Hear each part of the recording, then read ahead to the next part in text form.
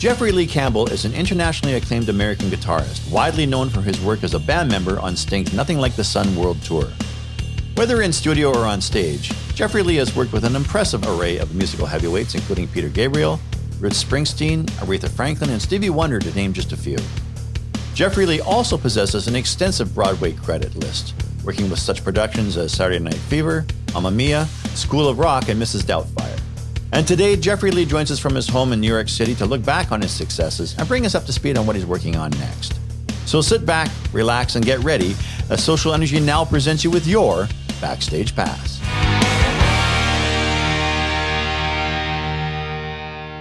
Dude, let's kick it off. Jeffery Lee Campbell.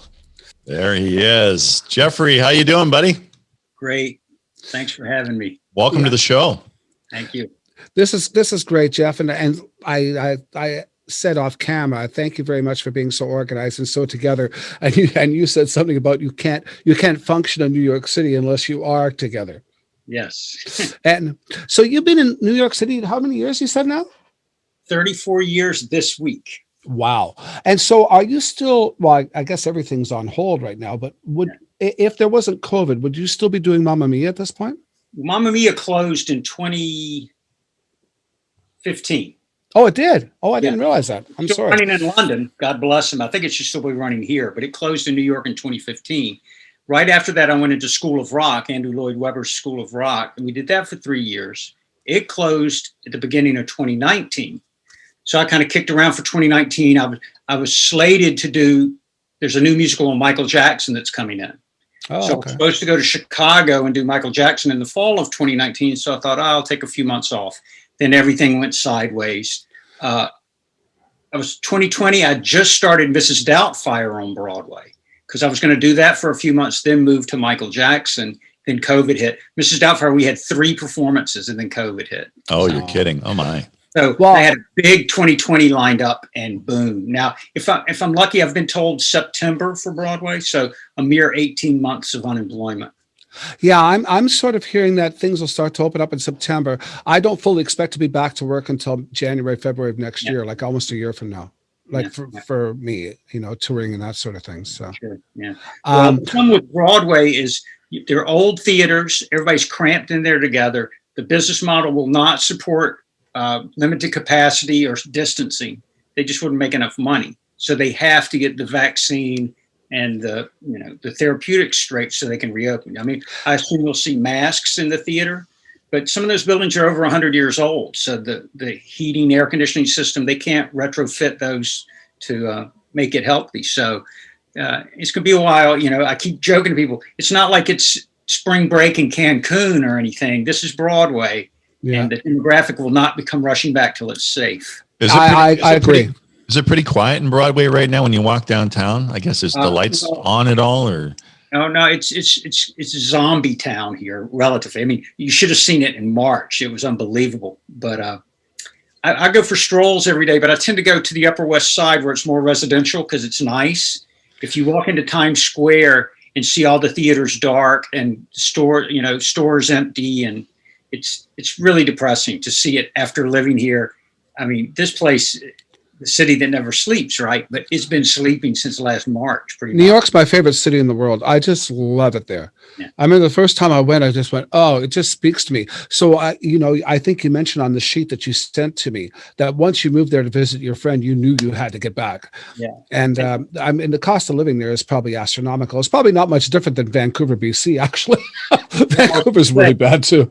But Vancouver is an awesome place. It's funny when people ask me on the Sting tour, what was my favorite place? I go, well, the Mediterranean, the Italian Riviera was beautiful. But I tell you, Vancouver is a close second. I just love that city. But, yeah, it is lovely. And we're in Victoria on Vancouver Island. So we're about an hour and 45-minute ferry ride from Vancouver plus some driving. So to go to Vancouver, people think it's like you can throw a stone to Vancouver. It's not quite like that. It's a day excursion pretty much to get from Victoria to Vancouver. I played Victoria with a singer named Sam Phillips. It seems like we played Vancouver and maybe Victoria. I don't know. Oh, wow.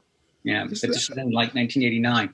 But yeah, the cost of living here is high, but because I got in the 80s, buy low, sell high. I mean, in the 80s, you could come in here and get a cheap apartment easy. because it was still, my block was full of prostitutes and drug dealers. So now it's been completely gentrified. Disney came to Times Square, cleaned it up, and it's a very expensive neighborhood. But because we've been here for 30 some years, it's actually affordable to us without getting into that's the good. details. But That's a nice thing.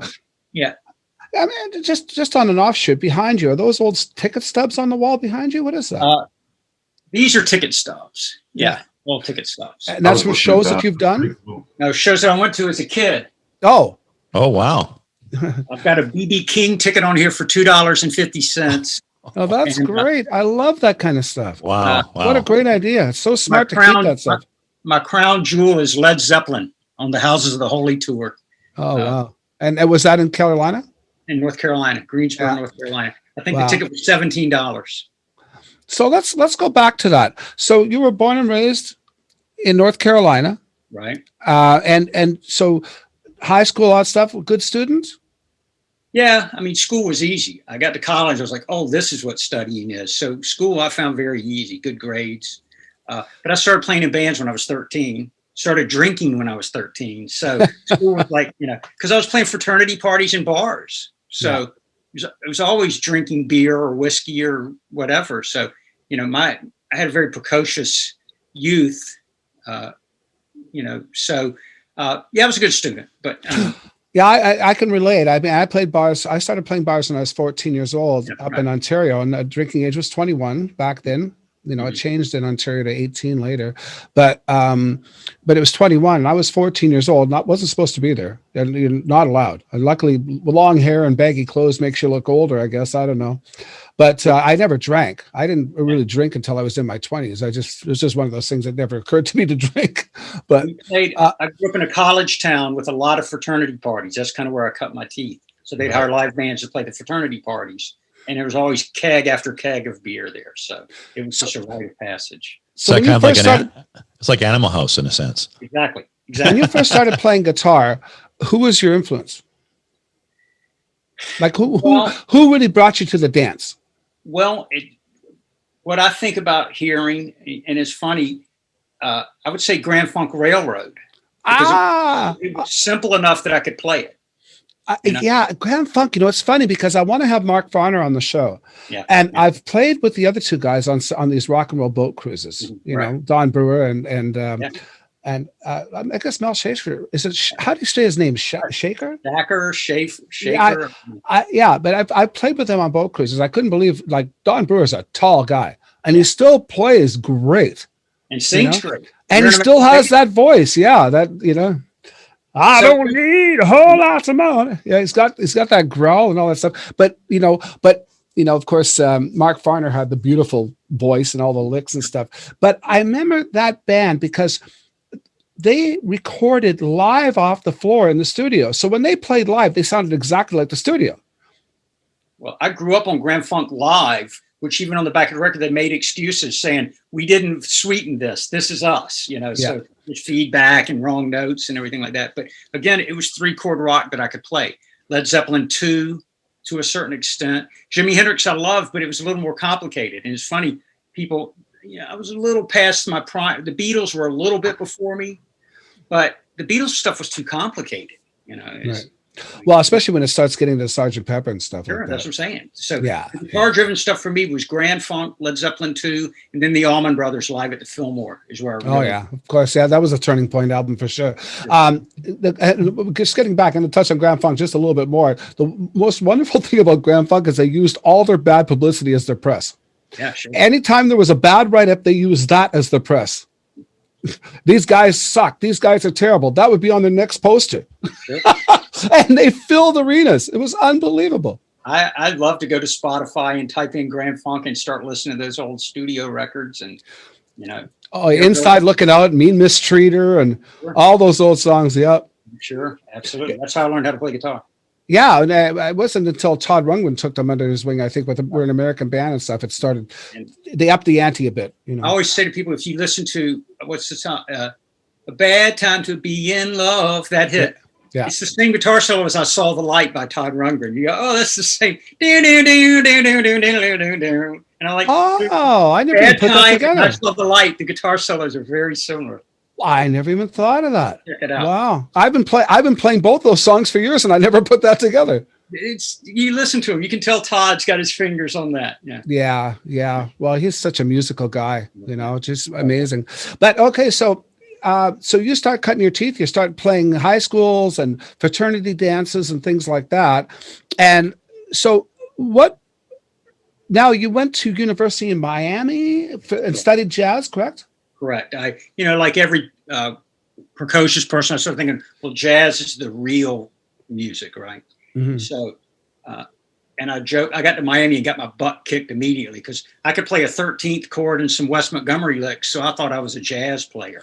And I got to Miami and these guys are playing John McLaughlin, Mahavishnu Orchestra, Pat Metheny, all this crazy stuff and bebop. And I was like, boy, I know nothing. I knew how to play some cocktail music, But I went to Miami because just before I was there, it had gotten such a reputation. Jaco Pastorius was there. Bruce Hornsby was there. Will Lee, Hiram Bullock, the Dixie Dregs. It had a real Pat Metheny. They were all there. So it had a real vibe there. And I either wanted to go to Berkeley in Boston or Miami. But growing up in a college town, I knew that Berkeley would be a very urban experience. So part of the reason I wanted to go to Miami was to have a campus and fraternities and a football team and stuff like that. So I went to Miami because of their reputation. But it didn't pan out for you. It just wasn't wasn't your vibe. Great. I was in Miami in the late 70s. And at the same time, the Bee Gees were in Miami at the late 70s with Saturday Night Fever. So they ruled the roost down there. And some of my faculty, some of my teachers played on those records, played on Staying Alive and Night Fever. Was that studio called Criterion? Criteria, yeah. Criteria. Yeah, because that's a famous studio. And the reason they went there is because Eric Clapton had recorded there. And there was a tie-in with what was their manager's name? The Bee Gees manager. But that was the tie-in. Robert Stigwood. Right? Robert Stigwood, thank you. Yeah. Which I did. Fast forwarding 20 years later, I did Saturday Night Fever on Broadway. The Bee Gees came. I used to see Robert Stigwood walking around the building all the time. I was going, wow, 20 years later, I'm still playing Night Fever, Jive Talking, all that stuff. So that's magical. Jive Talking. Well, that's an interesting story too, because apparently there was a bridge they used to cross going from where they were staying to Criteria. And so, and the bridge had that it had a rhythm when they drove over it every day. And so they started Jive Talk and it became the groove. And because they never really did sort of disco-y kind of dance songs until that moment. I love that stuff. I don't know if you've seen the new documentary on the Bee Gees, but it's yes, amazing. I did. Yeah. And so anyway, I was in Miami. So my teachers were pop friendly. So they would let me get away with, I was like transcribing Tower of Power guitar solos, Gino Vanelli guitar solos, Larry Carlton, Steely Dan stuff. I wasn't really deep into the bebop thing. Well, you're speaking my language. I love Gino Vanelli. I always loved being Canadian for one thing. I mean, I think Brother to Brother is one of the greatest records. Oh my God. And Mark Craney, the drummer on that, sadly, he's not with us anymore. Mark Craney, of all things, he went from Gino Vanelli, and there's a band up here in Canada called the Headpins. And they had either fired the drummer, he was let go. Actually, I know what it was. He was playing with me. And he was playing with me in a band called Paradox. And so Brian McLeod, who was the leader of the Headpins, brought in Mark Craney to play with the Headpins. Now, the thing with the Headpins is this four on the floor, balls to the walls. It's like AC/DC rock. It really is. And of course, you hear Mark Craney on Brother to Brother. I mean, God, talk about a beautiful player, I love that record. There's so many great songs on it. And the guitarist, Carlos Rios, who's like a young guy, just brilliant guitar work on there. But in Miami, so I'm surrounded by Bee Gees and Steely Dan and that sensibility. So I didn't really work on the bebop thing. That wasn't my thing. And I got to a fork in the road, and I had an original band back in North Carolina that had some label interest. But what was interesting, not to get too far ahead of ourselves, but while I was in Miami in the late 70s, AC/DC and the Police were coming into their own. And I totally missed all of that. Wow. The first Police record I ever heard was their third album, Zenyatta Mandata. I went home and my girlfriend's younger brother said, "Oh, do you like the Police?" I'm like, "Who?" And he said, Roxanne, Message in a Bottle. I'm like, I've been listening to Night Fever and Staying Alive and Right. So I didn't know anything about, I was very I wouldn't say anti-rock, but I was so deep into the fusion, R&B, Quincy Jones, Earth, Wind and Fire, Prince, that kind of thing. So, I mean, the Police totally caught me off guard. And the minute I heard it, I was like, wow. Well, I remember the first time hearing Roxanne, of course, it was the beginning of the punk and new wave movement. And they rode in on that wave, even though they weren't really that. They were like, they were sort of ska, reggae. Well, and Roxanne was written as a bossa nova.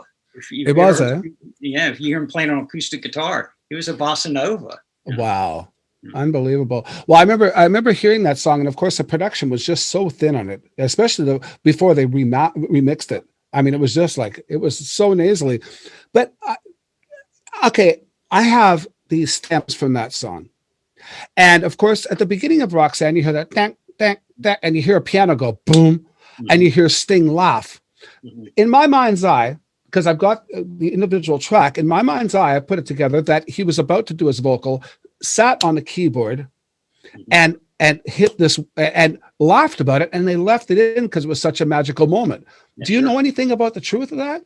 I do not know anything about that other than what Google may or may not tell us, but that sounds certainly logical to me. Also, it seems like you hear the tape kind of like speeding up or something, like it's kind of from the very, you're right, from the very first chord, it's like dun dun dun. Yeah, it picks up like a quarter tone. Maybe they pitched it up a little bit, but the first chord they did, I don't know what happened, but what I do remember is when I worked with Sting, he would say, you wouldn't believe how many disc jockeys claimed they were the ones that broke Roxanne. He said, every city I go to, DJ goes, I was the first guy to play Roxanne. He said, what is it? Success has a million fathers. Failure is an orphan, right? Oh, that's a great statement. I've never heard that before. What a great statement. So there's a lot of people claiming the paternity of Roxanne. Well, I think that's true. We were talking yesterday with Joe Robinson, who's an absolute young guitar wizard. I don't know if you've seen him on YouTube, but he's unbelievable. And we sort of touched on that. It's like the people that didn't believe in you when you were young, and then once you get to a certain status in your life, they're the first ones that walk up and say, see, I told you you'd make it. And I'm going, what are you talking about? You didn't support me at all. We have a running joke in this household. I used to date a girl in high school, and her mother, I was from the other side of the tracks, so the mother did not like me really. But then once I achieved a certain level of success, she always said, oh, we always knew he was going to, thrive. And I'm like, really? I didn't feel that.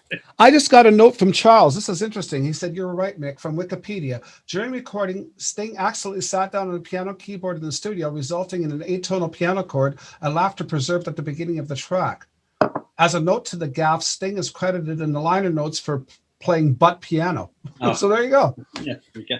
So that's because that's what, when you listen to the isolated stem, that's exactly what it sounds like happened. Unbelievable. Anyway, another happy accident in the history of rock and roll, right? Oh yeah, there's so many of them. I think the Beatles lived on them. I mean, so many things have been talked about, like the opening chord of Hard Day's Night. And you got an F9 on a Rickenbacker 12 string, but John Lennon is playing a D sus against that because that's the kind of guy he was. He just sort of played whatever came into his head. So he's playing a D sus. George Harrison is playing an F9, and then I think George Martin might have played a D triad on the piano or something like that, and that became this big chord that nobody can understand for years. There's some video on YouTube. I think it's Randy Bachman demonstrating it, where they all say, "Okay, we're going to play this chord together," and you go, "Boom!" There. Yeah, I'm in that because I play with Randy. I'm in that video. Bachman Turner Overdrive was another. The Guess Who and Bachman Turner Overdrive, huge influences on me. Yeah, I've been with Randy now for 20 years. It's been quite a long career. So 3-chord rock. But the happy accidents, I always remember hearing a quote from Quincy Jones. I think it was Quincy. And he said, you got to leave some room for God to sneak into the session. Don't get in your way. So there was a thing, I think, if I'm not mistaken, it might have been John Phillips from the Mamas and Papas, and he said he used to wait for, Mo to come into the studio because they knew when the blend was there, you get that harmonic, that extra note would come in when the blend was perfect. Sure. And he named it Mo, I think, something to that effect. Yeah, I don't know, but that's one of the lessons that I've learned through an extended career, to not be so precious with things and let things happen. And I'm sloppier now than I was in my 20s in a lot of ways with music. You know, when I had my studio, I no longer have it, but I was doing a lot of producing, and invariably I would need a guitar solo. So I'd grab a guitar off the wall and put in a placeholder guitar solo and thought, I'll come back and fix it later. I would never end up fixing it because it was perfect. It was totally inspired. It was not self-conscious because I just played something. And I thought, you know, when I was younger, we'd try to make our records perfect and they were never good. And I realized the records I like have tons of mistakes and stuff happening in them, especially like Stax and Motown, you know, wrong trumpet splats and stuff like that. And you're going, they're not perfect. That's why they're so good. Yeah, because it was the best take of a band live off the floor. If there's a mistake over there, well, too bad. The rest of the song is great. That's what we're using. Sure. And once you started fixing everything and dampening everything, and the band was overdubbing separately, all that magic, the Mo, whatever, the God, it kind of disappeared. So, hey, Jeffrey, do you have a quick question? Do you find that's a big differentiator between music that's done now, today, which is so almost surgical the way they do it, versus how old school used to do it? Well, I will say this. I'm kind of conflicted because I used to get called for sessions and I would invariably, you go in and you play with the drums and the bass, but all they're focusing in is the drums and the bass. And the guitar is a scratch part that you have to come back and re-record. Right, you know? right. And after a while, I'll be like, just let me come in and overdub the part. You guys do it without me, and now send it to me and I'll do it at home or where all my guitars are. And if I feel like, oh, this is Les Paul, I mean, I'm not going to wander around New York with 8 guitars on my back. But if you send me a track and I go, I think this is Telecaster, or I think this is Les Paul. So I enjoy that aspect of it. But yes, you know, when you were all in the same room together, there was a combination of, you know, the bleeding, the Let It Bleed Rolling Stones, where different things are going in different microphones, plus some egos involved, you know, trying to show off for your peers, I think. And so, yeah, I do think records were better when people were all playing in the room together. Well, no matter how prepared you might be when you're shooting a show like ours, nothing can prepare you for every eventuality, especially when a local utility crew accidentally cuts into the ground and slices the fiber optic cable running to your home, as Mick has just found out halfway through the shooting of this episode. However, one of our highly skilled and trained production crew has run outside with a roll of duct tape, and we now have his connection repaired. So without further ado, Mick now rejoins us for the second half of this interview. In case we get lucky with continuity, I put on the same T-shirt. Oh, you're smart. Nice. I was wondering about that. I can't remember if this is what I had last time. I have no idea about the camera angle or my whiskers or anything. Yeah, I was thinking, God, this poor guy's only got one shirt. Okay, so Jeff, you know where we were? We were actually talking about, you were talking about doing the Broadway thing. And now we hadn't talked about Sting yet, but we did talk about that you were doing some work on Broadway. It sort of meandered into a lot of your current work and stuff.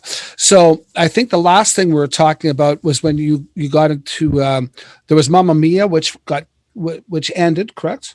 Correct. We ran 14 years. I'm sorry, what was that? We ran 14 years. And as I say to people say to me, didn't you get tired of playing Dancing Queen for 14 years? I'm like, if you've ever been a musician, 14 years of a weekly paycheck, you never get tired of. No. I mean, it's so hard there's a line I use in my book. It's like, musicians can make a killing, but they can't make a living. And that's so true. It's like, so really, maybe I've said this already, but as monumental as my Sting gig was, which all blessings flow from the Sting credit, 14 years of Mamma Mia is what changed my life. Financially, it put me in a position to make a lot of choices, you know, and to say no to things. And it really, again, a 14-year paycheck is nothing to sneeze at. And in any business, much less this one. No kidding. And you know, I'm playing the same song over and over. You know, I've been playing with Randy Bachman for 20 years. Now, Taking Care of Business is a 3-chord wonder. Sure. And I've been playing that song every night, like probably 200 shows a year, you know? And songs I play with my cover band. My cover band's been together 32 years, you know? Well, we did the math and we said, we've certainly played Dancing Queen many more times than ABBA ever played it. Yes. We did over 5,000 shows. We did over 5,000 shows in 14 years, and we did Dancing Queen 2.5 times a night. So, you know, you do the math. But as one of the other guitar player, Dog at Mamma Mia, said one time when people complain about the redundancy, he said, go on the road with Lady Gaga and let me know when the set list changes every night. It doesn't. Yeah, exactly. It's all the same. Yeah, you're just in a different hotel every day, which is worse in my opinion. Yeah. That's why people use the satellite system. Stay in one hotel and go to your gigs. If you have the option, that's always beautiful because you got a home base. I talk about it in my Sting book. When we had a private plane in the U.S. tour, and for 3 weeks we stayed in Beverly Hills at the Four Seasons and just flew out to the gigs. Oh, don't you love that? I did not check out of my hotel room for 3 weeks in Beverly Hills. Wow. It was heaven. Oh, I bet. And it's interesting. I think when Sting was here, when they were rehearsing The Police back a few years ago, when they had the reunion tour, they actually rehearsed in North Vancouver. Oh, yeah. They rehearsed actually in this beautiful facility built by the Aboriginal tribes on the land.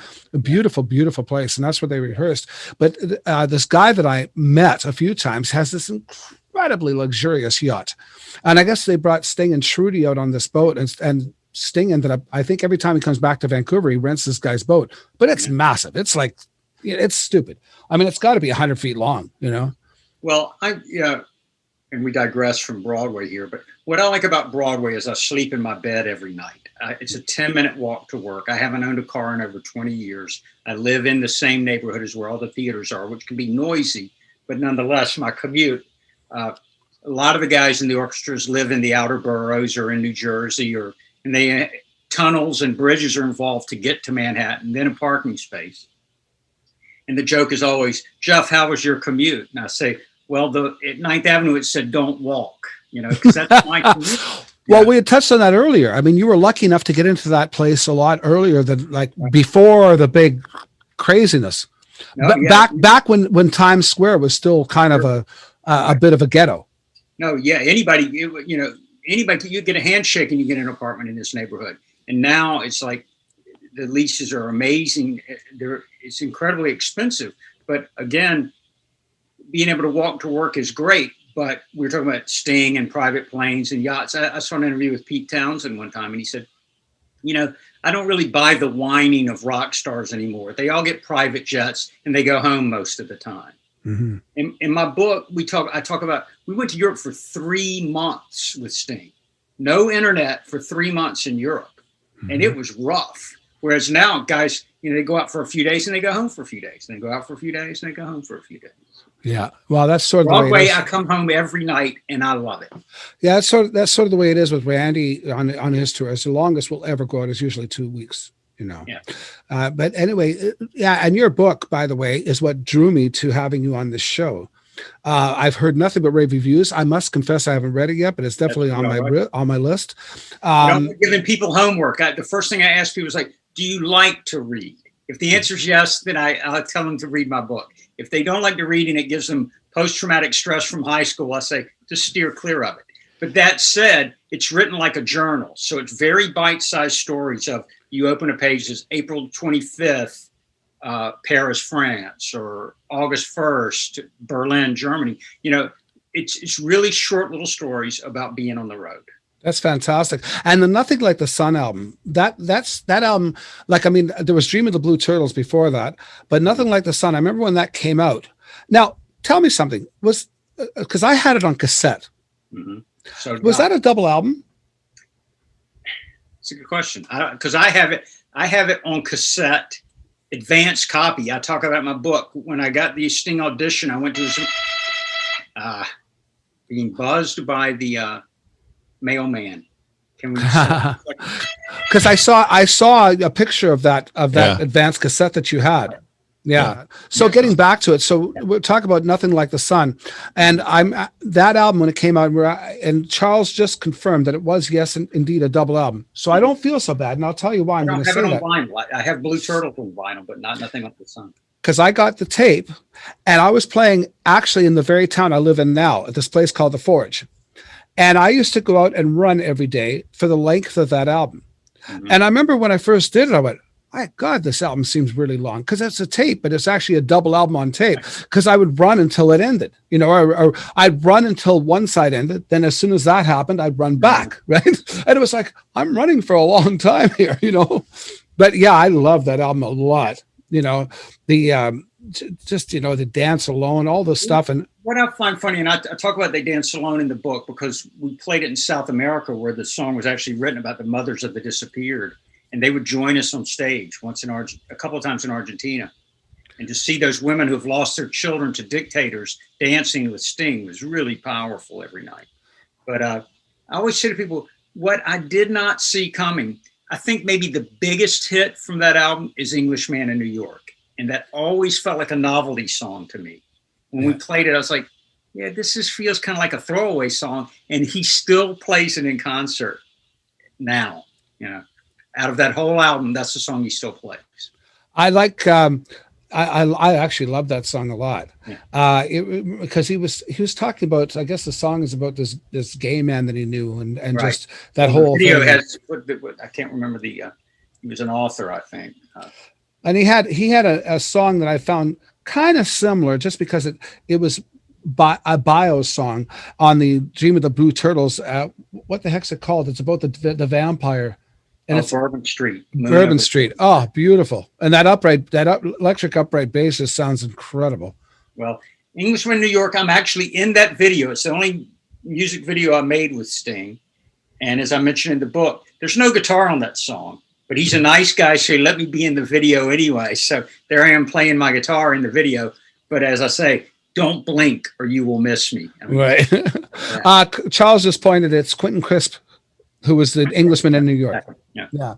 Anyway, so let's get back. So I got to get back to because we talked about how you were basically selling candy in Broadway theaters, and within 2 weeks you're on Saturday Night Live, wasn't it? Right, correct. And so you get the call from Sting, and that's because he saw you playing with Delmar Brown's band, Bushrock. Mm-hmm. And he saw you play, and you say it was like a dive bar in Italy. So tell me about that. How did that all come about? Well, what happened was the reason Sting even knew Delmar is Sting. If you listen to Little Wing on Nothing Like the Sun, it's arranged by Gil Evans, and it's Gil Evans' big band. And Gil Evans had this hip downtown big band in New York. Gil was best known for his work with Miles Davis. He did Sketches of Spain and some other records. So Gil was an eccentric New York City jazz big band arranger. So Sting was a fan. So Sting asked, and Gil was known to take Jimi Hendrix songs and arrange them for a big band, you know. So it was kind of odd. And they played every Monday night at a place called Sweet Basil on 7th Avenue South. But so Sting and Gil became pals, I guess, and they did the album. And Delmar was in Gil Evans' orchestra. And so for the summer jazz festivals, Sting and Gil Evans were performing at the Umbria Jazz Festival in Perugia, Italy. And so Delmar was doing the summer tours. I talk about it in my book because people say, how did you get this gig? And it is kind of convoluted. Delmar was touring Europe with Gil Evans' orchestra. And he had a budget to take his fusion band, Bushrock, along. So he hired his band to travel around Europe. And if Gil was in a place, we'd play that place. And that's how we ended up in Italy. And Sting knew Delmar from the Gil Evans connection. So when Delmar was playing a club, Sting said, I'll come see you. And I'd heard a rumor that Sting was coming. I was like, I don't want to know. Don't tell me. I was so nervous. And I never saw him, but he saw me. You know, it's interesting to say that because I remember for years, I thought that Sting, as much as I admire him and always have admired him, I didn't want to meet him because I thought he would be an intimidating person. Yet a friend of mine who's a makeup artist in Hollywood ended up, there was a thing she had to do with Sting, and she said he couldn't have been nicer. She said it was one of the nicest people she's ever met. He was so accommodating, so kind, nice, and chatted her ear off all day and stuff, which is exactly the opposite of what I thought he would have been like. I addressed that in my book because people think he's so full of himself and so arrogant. And I go, I don't really see it that way. He has a healthy ego, which any rock star would need. But the fact that he would surround himself with Branford Marsalis or Omar Hakim, it shows that he's confident and comfortable in his own skin, because a lot of rock stars wouldn't allow those guys to show him up like that. But either Sting was so arrogant, they thought they can't show me up, I'm Sting, or, hey, he's a very charitable, I mentioned in the book, he's a generous musician. And to me, that is the measure of a musician. Did he let other people shine? Did he let you look good? You know, I've had so many friends that they're not even lit on the stage, much less featured, you know. And Sting's like, I'll let you shine, let everybody in the pool. So it was great. I found him to be, as rock stars go, as nice a guy as I've ever met.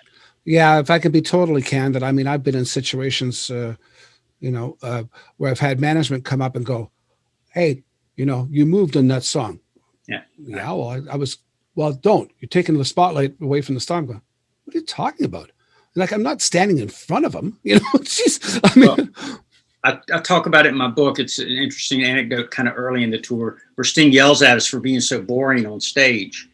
And I said, I naively thought that I might be accused of upstaging him if I did too much. And Branford and Kenny and all those guys were very cool customers. So I was trying to be sophisticated and, you know, subtle. And he's like, dude, you look like you're over there waiting for a bus. Let's do something here. Let's rock. You know?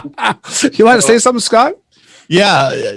Jeff, what was the first time you played live with Sting like? Did it settle in with you as you're starting to play the show and all that? You're realizing, I'm on stage with Sting.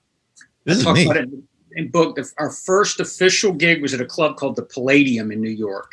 And it was a private affair for New England Digital, is the company who had built the Synclavier, which at the time, there was the Fairlight and the Synclavier that did played digital samples, recorded digitally and all that, which I tell people, I say, Sting's Synclavier was a $250,000 instrument. And I guarantee you a laptop would smoke it today. Oh, right, yeah. Right. Oh, it's like you said, the Fairlight. The Fairlight was an enormous machine. Yeah. And so we did a thing for New England Digital at a club called the Palladium on 14th Street, which is no longer there. And I talk about in the book, I couldn't believe I was on stage playing with Sting. And I point out in the book, after the gig, every gig I'd played up until that point, you changed into your t-shirt and started rolling up cables and lifting speakers, you know? And I was like, hey, wait a minute. I don't have to touch the equipment. I've been a musician and a roadie my whole life up until that night. And I was like, I get to walk away and go to a party. I was like, this is unbelievable. It's a magical thing, having your strings changed for you. Your guitars are intonated. You know, the strap is in the perfect spot. Yeah. Spoiled me for life. Yeah, it's a lovely thing. And of course, but if anything, the music business will keep you humble because you're going to do it again.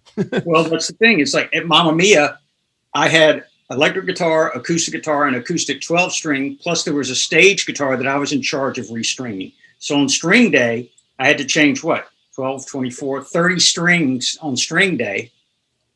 And I became friends with John Bon Jovi, and John's like, you ought to get a guy to do that for you. I was like, I wish I could, but that guy's going to take my paychecks. So. Exactly. Yeah.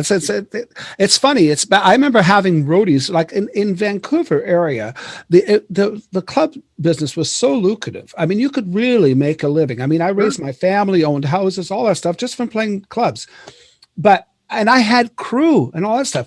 As I got older, and aside from when I'm playing with Randy, I'm schlepping my gear. Back when I was 24, it was done for me. I'm going, boy, is this ever backwards, you know? I live on the 5th floor of a walk-up apartment building in Hell's Kitchen, no elevator. So back when post-Sting, when I was really working hard playing weddings and bars and stuff like that, you know, I'd come home at 3 a.m. with a tuxedo, an overcoat, a guitar, a pedal board, and an amp, and have to get it up 5 flights of stairs. Yeah.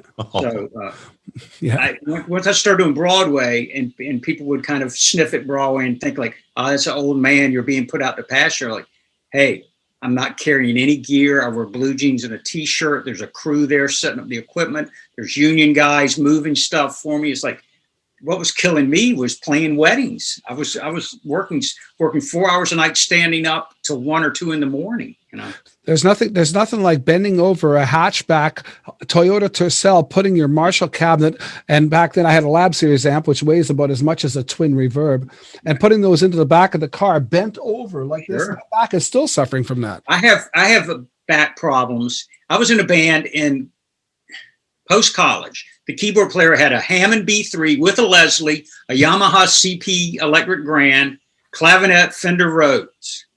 And we would play on the second story of clubs, you know, upstairs in nightclubs.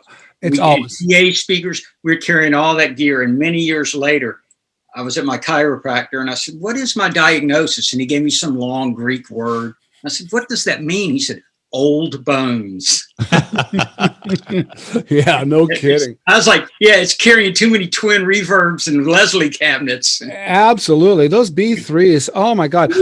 Luckily, for the most part, I never really had a keyboard player in any bands I played with. The extent of our keyboard was a Wurlitzer, which was nothing, Yeah, sure. So this guy, when the Casio came out, because at that point, polyphony was unheard of on a keyboard. He had a monophonic Oberheim or whatever. And the Casio came out and you could play 4 or 5 notes at a time. We're like, we're not carrying your gear anymore. You have to use that sound. He's like, no way, guys. Yeah, I know. It was, no matter how small the stage or the club was, his footprint was always the same because he had these, the Keith Emerson kind of rig around him. So we're all playing like this while looks like Yanni, Oh yeah, I remember seeing this band in Vancouver. The keyboard player, he had everything. He had a Mellotron. He had like every keyboard you could ever imagine. It's just like it looked like Rick Wakeman. It was just unbelievable.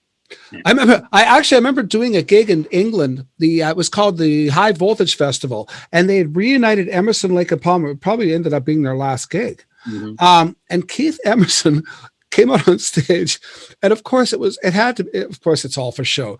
It was the most gigantic Moog synthesizer you'd ever seen in your life, and that was only like what, 2011, I think we did that, something like that. So it wasn't that long ago. Of course, everything is going to be digital, but he had this gigantic Moog. Yeah, now a laptop and a computer, a laptop and a controller, you're set. Yeah. It's unbelievable. If I'm ever doing a keyboard gig, I bring my laptop. It's got my what the hell is it called? The interface that comes with GarageBand. There's an interface for keyboards, and I can load everything into this keyboard, and I could have it pre-programmed, different tunings, all this sort of stuff, And here, these 3 notes are a horn, and it's fantastic.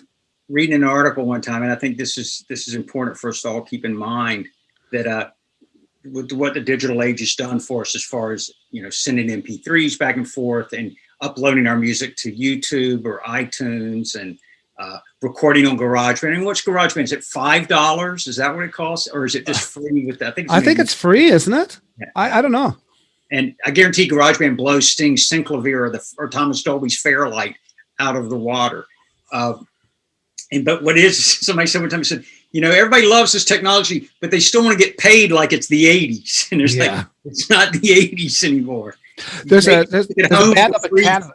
Sorry, go ahead. I'm just saying, you make music at home for free on your laptop, upload it to iTunes or Spotify, and then go, where's my guitar-shaped swimming pool? And it's like, it doesn't work that way anymore. There's a great band up in Canada named Chilliwack, and they had some. I remember Chilliwack. Yeah, well, Bill Henderson is a friend of mine, and there was a great interview with him where they're talking about, this is back, gosh, I'm going 15 years now, and they said, well, what's the best thing about the music business that's happened in the past while? He says, well, the very fact that you can record an entire album in your bedroom. Sure. And so he goes on like that. And then they say, well, what's the worst thing that's ever happened to music business? He says, the very fact that you can record an entire album in your bedroom, because everybody has a freaking album out now.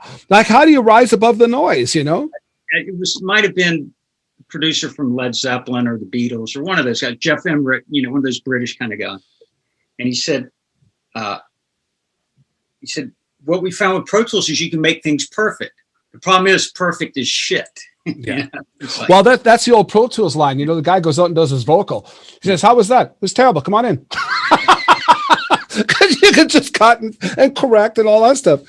And you do it all the time. What are we going to say, Scott? Yeah, and that's what Mike Fraser, who we were talking in our last show with, who's one of the top engineers, he was saying, some of the best music has the flaws. They don't want it clean. And a lot of times, a lot of artists saying, don't set me up with the best of everything. I like the crappy cables, and I like this because that's my sound.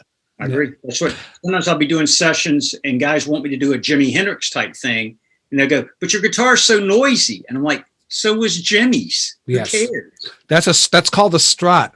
Right. A real Strat is noisy. Press record. Yeah, exactly. The hum is what is the the spackle that keeps it all together.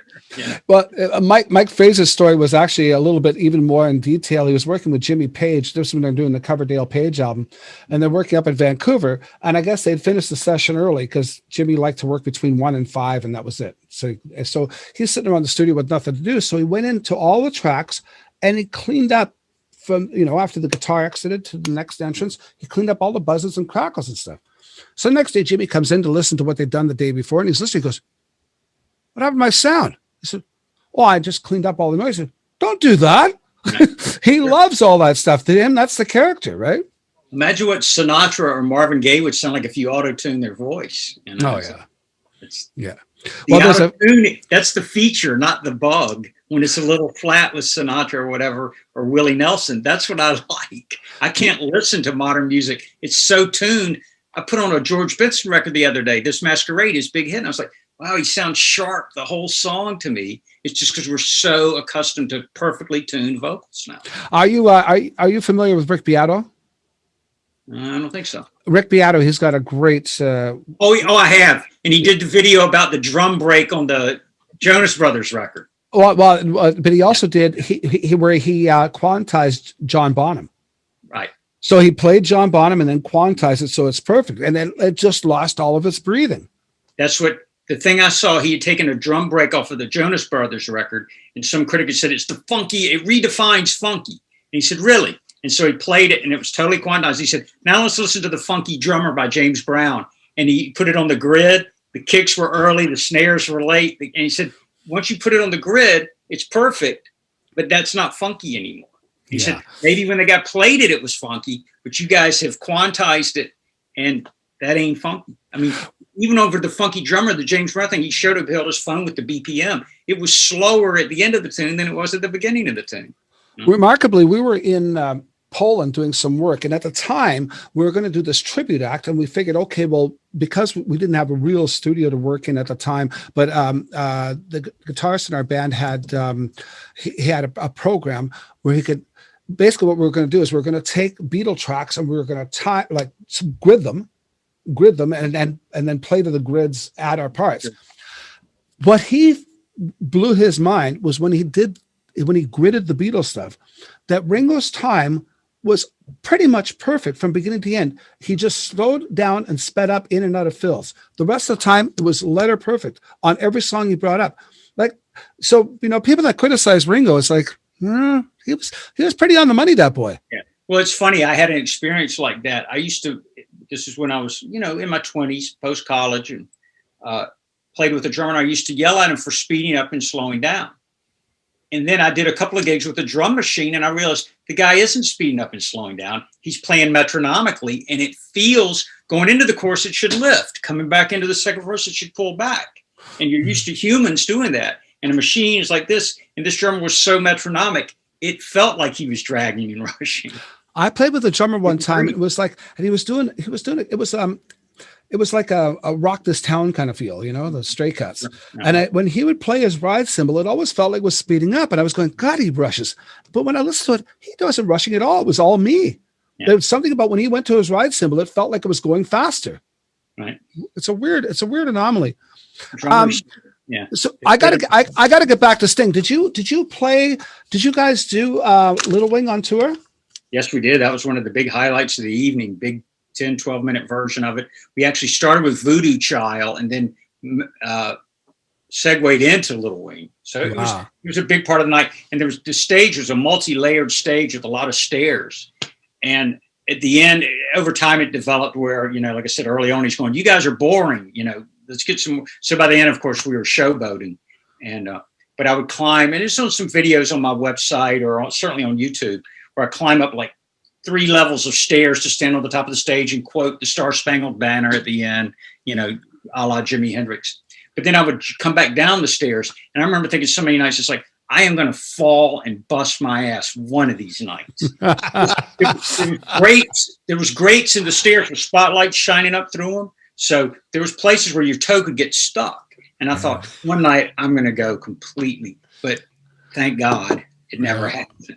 At the risk of possibly repeating from our first show that was cut out, I'm not sure if I asked you this. What were your earliest influences? Well, we did talk about it because we talked about how much we love Grand Funk Railroad. Right. Mark Farner. Right. Gotcha. Right. And then Grand Funk, Led Zeppelin, And we talked about Todd Rundgren and the I Saw the Light and A Bad Time. Yeah. Well, yeah, that's right. We did talk about that. I got to get Mark Farner on this show. I got to talk to that boy. Closer to home. I wore that record out. I just loved that song and Grand Funk Live. Again, the 3-chord songs we talk about, Bachman Turner Overdrive.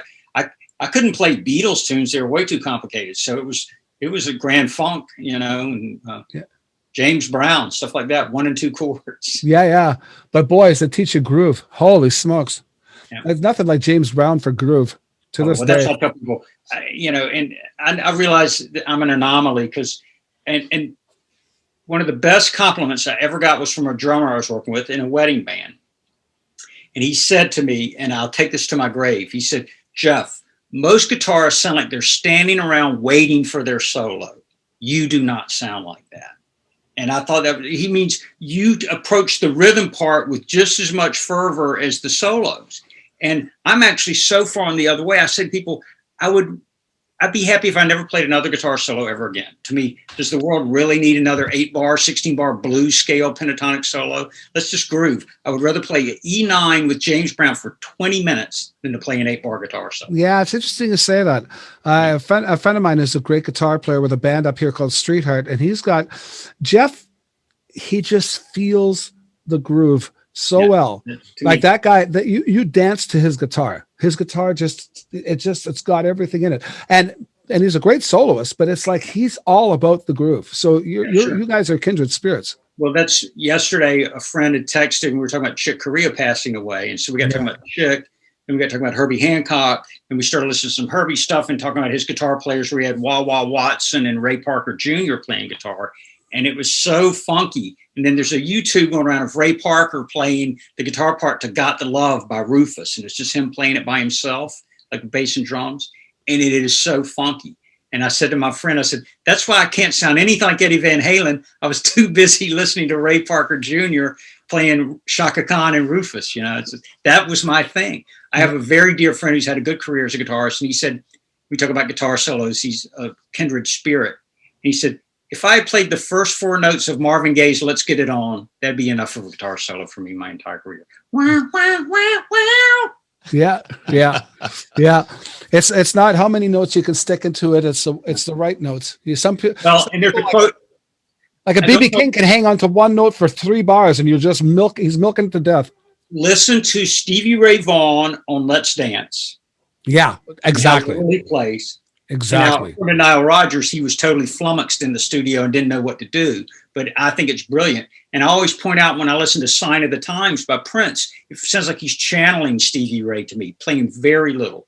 Hit one note and just let it sing. Mm-hmm. And to me, that's what I try to go for. I don't know if I use this quote in my book or not, but I think about it all the time. There's a classical violinist, Isaac Stern, and I heard him say one time, he's yelling at a student, and he said, do not use music to play your violin. Use your violin to play music. And I've always thought about that. Wow. Your guitar to play music. Some guys use music to play their guitar. Hey, man, here's a song. Let me show off. It's like, no. Use your guitar and make music. Yeah, that's or your beautiful. Drums or whatever. Yeah. I like that a lot. That's really cool. Serve the song. That's why I don't know if we talked about it or not. I was talking to somebody about Hall & Oates, and I was like, the guitar parts on the Hall & Oates records are brilliant. G.E. Smith, just brilliant, tasty little parts. Yeah. Did G.E. Smith play a lot on the Hall & Oates stuff? Even that was a lot of that earlier stuff was him. Yeah. Well, the mid-range, the big 80s stuff like Private Eyes and all that. G.E. Smith. It was him and what's his name? The drummer that plays with Bryan Adams now. Mickey Curry? Is that right? Mickey Curry. That's correct. Yeah. T-Bone Walk on bass, just an unbelievable bass. Is that before the Saturday Night Live era with G.E.? Saturday Night Live. Yeah. Yeah. Which an interesting side story. I auditioned for the Saturday Night Live band years ago. Dr. Luke, who had been their guitarist, the guy who produced all the big Kelly Clarkson and all those big hits, he was the guitarist, but he moved to LA, and so I auditioned for the gig. And Lenny Pickett is the musical director now, who was the tenor player in Tower of Power for years. And Lenny told me he got the gig from GE because Hall & Oates did a live record. I don't know if you guys remember this record, live at the Apollo. The Temptations came and sang some tunes with them. I recall it. It's Hall & Oates live at the Apollo, and they decided they needed a horn section, so they hired the horns to come play for like $200 or whatever. And Lenny said he met GE on that gig at the Apollo, and GE hired him for Saturday Night Live. Now Lenny's been at Saturday Night Live over 25 years. Wow. Well, we had Paul Schaefer on the show, and of course, back in the day when Saturday Night Live started, Howard Shore, who originally was from the band Lighthouse out of Canada. Sure. And he came down. He was the actual musical director. But because he was trying to not be the obvious musical director, they said at one point he was actually directing the band sitting behind a desk because he didn't want to look like a musical director. And Paul Schaefer had gone to L.A. he got asked to do the sitcom or something. Mm-hmm. And he went and they went to the glass shop that made glasses for Elton John. And he walked in and he bought a pair of these glasses that were actually meant for Elton John. And because it was meant for this show as a prop. Well, he ended up wearing them on Saturday Night Live. Everybody thought he was the musical director of Saturday Night Live. He never really was at all.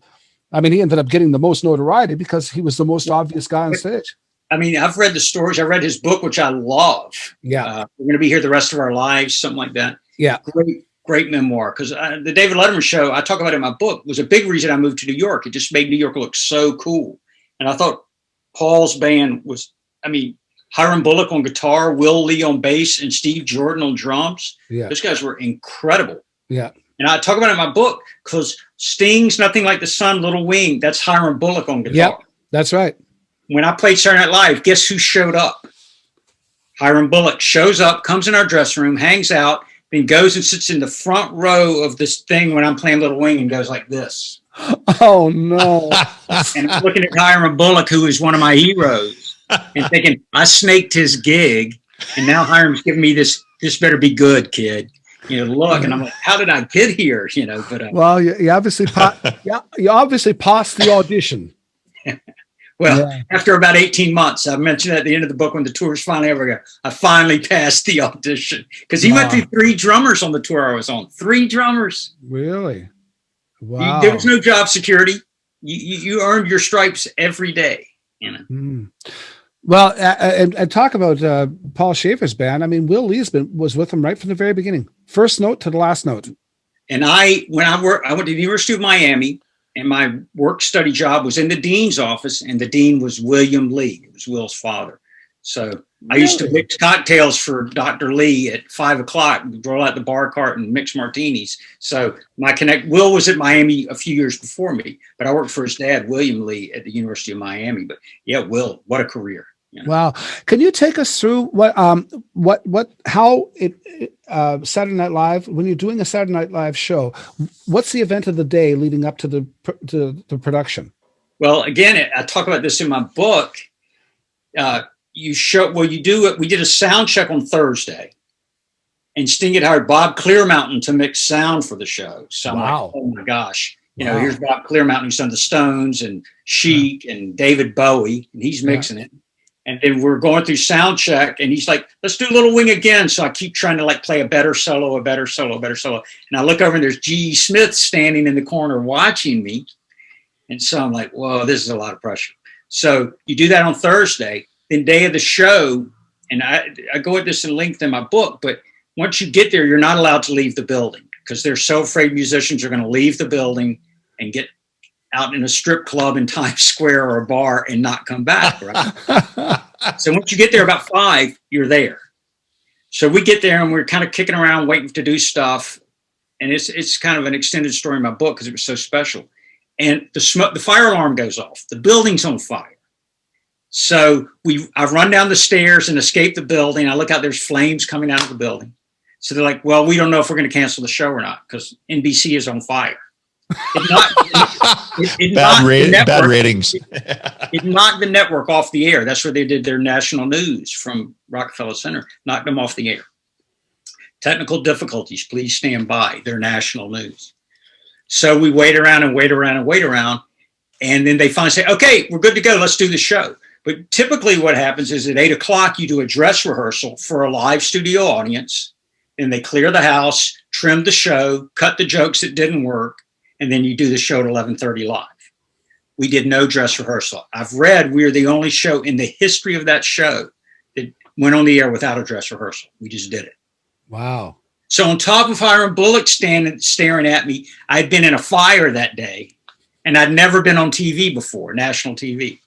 Wow. And 2 weeks earlier, I was selling candy. Yeah. So how is it you're selling candy in a theater? Where'd you get that gig? Well, when I first came to New York and I couldn't find any work playing gigs, a friend of mine's, a college buddy of mine, his girlfriend worked for a concession company at theaters. And so I said, I need some work. I can't find any work. I brought what I thought was enough money, and it was bleeding out very quickly. So I got this job selling candies and drinks. The guy standing there behind the little bar at the theater at intermission and before the show, selling drinks and candy. And I go into this in my book as well. We made $15 a shift plus tips, which if a good night, you might make $10 shift tips. But I don't know in Canada, but you would know.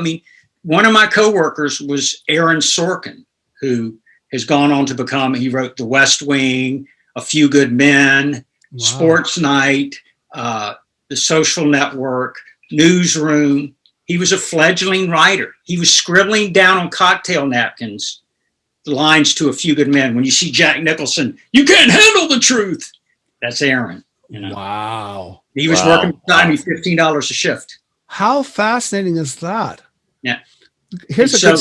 Again, when I was doing that, and then Sting asked me to audition, I was having to cancel shifts to go to the auditions, and they threatened to fire me because I kept missing shifts. Because I'd be like, I'm not going to I don't want to have to tell Sting, oh, sorry, I have to go sell candy bars tonight. So I kept calling in, saying, I can't come tonight. Wow. So fortunately, I didn't have to keep that gig. They're like, you got to choose. I'm like, Sting or candy bars? What am I going to do? So. You talk about concession stands in theaters. There's a theater in Vancouver called the Vogue Theater, and it was during the Vancouver Jazz Festival, and they'd hired Steve Howe to play. So it's the afternoon, and they're sound checking Steve Howe, and he's sitting there, and he stops. He goes, "What's that I smell? Is that the smell of popcorn?" He said, "Well, yes. As a matter of fact, they're cooking it. I'm going to remove it. I won't play in a place that has the smell of popcorn." Wow. He had to remove the popcorn machine or he wouldn't play. Wow. I've heard some pretty interesting stories about how eccentric that boy can be. There was a famous Steely Dan session where he was called in, and apparently after 3 hours they couldn't find the right stool for him to sit on. And he was getting triple scale. They finally called the session, but look, we can't afford this.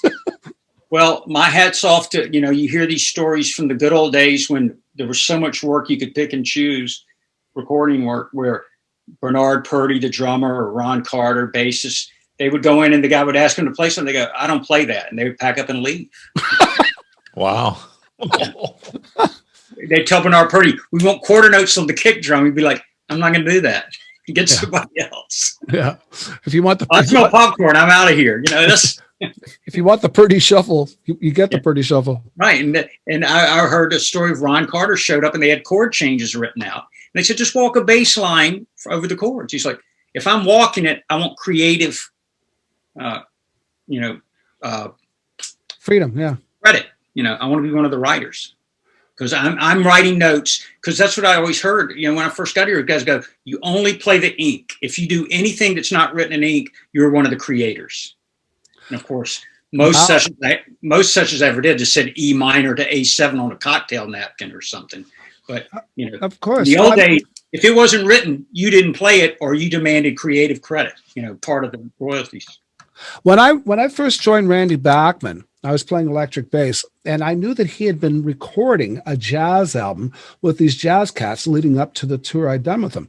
So I phoned his manager and said, I know he wants to play with some jazz guys, but I wouldn't mind trying to maybe audition so I can, see if I can do the gig.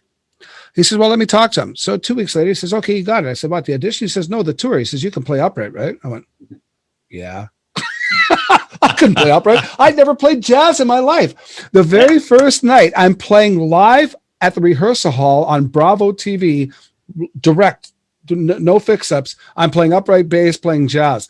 But what happened was, I remember I brought the album, which hadn't been released yet. Once again, I was playing in Poland, and I sat down and I'm listening to this thing going, I can't play what this guy's playing. I can't follow it. So I went downstairs at dinner and I was just freaking out. And one of the guys in my band said, well, how about this? He said, do you know the chords? I said, well, I can figure out the chords to the song, of course. He said, then just write a chord chart and play whatever the hell you want. He said, do you think that bass player played the same thing every take? Yeah. I went, yeah, you're right. And that's what I did. So, but it's interesting because you talk about how upright is another animal. That's behind you. I was never great at it. I made it work, Yeah. I've got one behind me here. Whenever I try to play one, I'm like, oh Lord. I mean, I like playing bass. I have a P bass and I like playing bass, but upright, it's another animal. Yeah, it totally is. I use this for the odd session and it looks nice. I want to get on to the Amnesty tour because you did that with Sting. Right. And that was probably the biggest, most pinnacle thing. I think we talked about this in the first one, but I want to go over it anyway, because there's way more to touch on. That was probably one of the biggest tours and the first of its kind, I think, was that first Amnesty tour. At least that's what I'd heard about. 2 years earlier, they had done, and a lot of people confuse Live Aid with Amnesty. So there was Live Aid, of course, but they did in Wembley and in Philadelphia simultaneously. Because I remember it was a big deal. Phil Collins played in London, and then jumped on the Concorde and flew and played in Philadelphia. Right. And Sting played at Live Aid. I think he was in Philadelphia, but I might be wrong. Amnesty did a small, 6-city tour a couple of years earlier with Lou Reed, U2, Peter Gabriel, and Sting. But the one we did was 6 weeks around the world. We played, it was like 35,000 miles in 6 weeks. We were Africa, India, Greece, they went to Japan. We didn't go to Japan, but that's another story. With Bruce Springsteen, the E Street Band, Peter Gabriel, Tracy Chapman, and Youssou N'Dour, who was a Senegalese star. Bill Graham was the head of he was the head guy of the road manager of everything from Fillmore East fame and all that. Right. It was amazing. That original Amnesty tour you talk about, the 6-8 one, wasn't that where Sting met those women, where he ended up writing "They Dance Alone"? Maybe so. I think that's it was that Amnesty tour. Song about them as well. Yeah, because I remember. I guess the reason why that Amnesty tour that you were on rang a bell with me is because I remember reading the liner notes on the back of that album about that "They Dance Alone" and that he'd met these people on an Amnesty tour, and I didn't know what that was. Yeah, but then it had a song as well, and on the first Amnesty tour, the Police reunited and played a couple of dates, I think. They'd already split up by then? Sting's the artist, but Andy and Stewart showed up and played a couple of shows with them, I think. Oh, yeah, of course. It's called the Conspiracy of Hope. It was 6 cities. We were in Human Rights Now, and we did the entire world.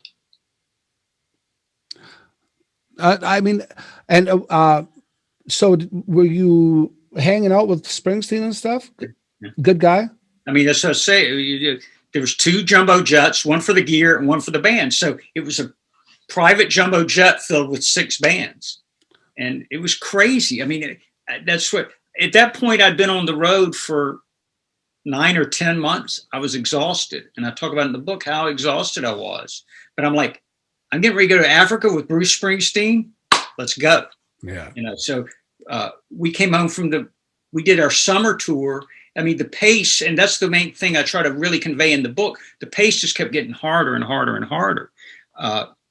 We had done 3 months in Europe, came home, had 5 days off, then 6 weeks in the summer. Then we had 2 days off, then started the Amnesty tour. After the Amnesty tour, we had 1 day off before we went to Japan. So in 72 hours, I was in Buenos Aires, New York City, and Tokyo in 72 hours. Wow. That's unbelievable. It was crazy. Yeah. Wow. But I'm hanging out. There's a story in the book about me and Bruce hanging out in a bar in Italy, and this woman says to Bruce, "Oh, you look very familiar. What's your name?" And I'm like looking at this woman, and I'm going, "It's Bruce Springsteen," She's trying to play very coy with him. She says, "Oh, you look very familiar. What's your name?" And Bruce looks at her and goes, Frank Sinatra. That's funny. The first time I was in London, England, we're walking around. Of course, being Beatle freaks, we're trying to find 3 Savile Row where Apple was. Mm-hmm. Figured we got to see that. I mean, we'd seen Abbey Road, we'd done all that stuff.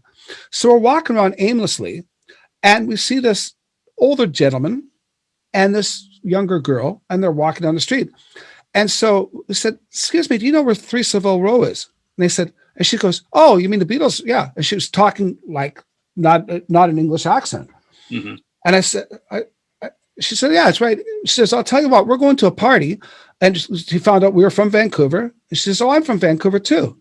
I live in the suburbs." I went, "Oh." But anyway, so make a long story short, we get into a cab with these guys, go to 3 Savile Row. Then they take us to this big party in Soho in this walk up that's a private place for just actors and artists, which is interesting. But it turns out she's Bill Graham's daughter. Oh, wow. Of all things, and illegitimate daughter. So she was raised in Vancouver, but she was actually Bill Graham's father. Like, he acknowledged her, but years later.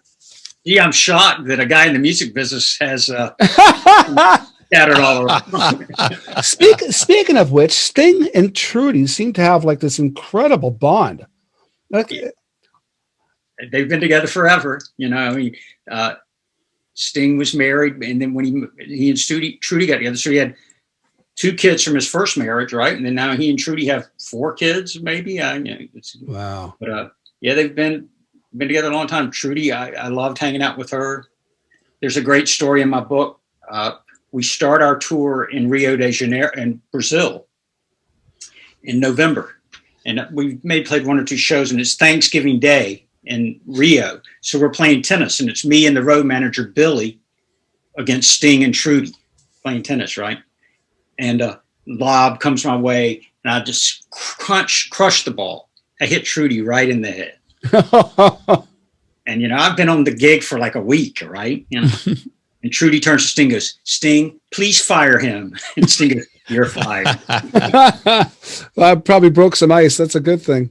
Well, I was like, I hope he's kidding, because Trudy said, "Fire him."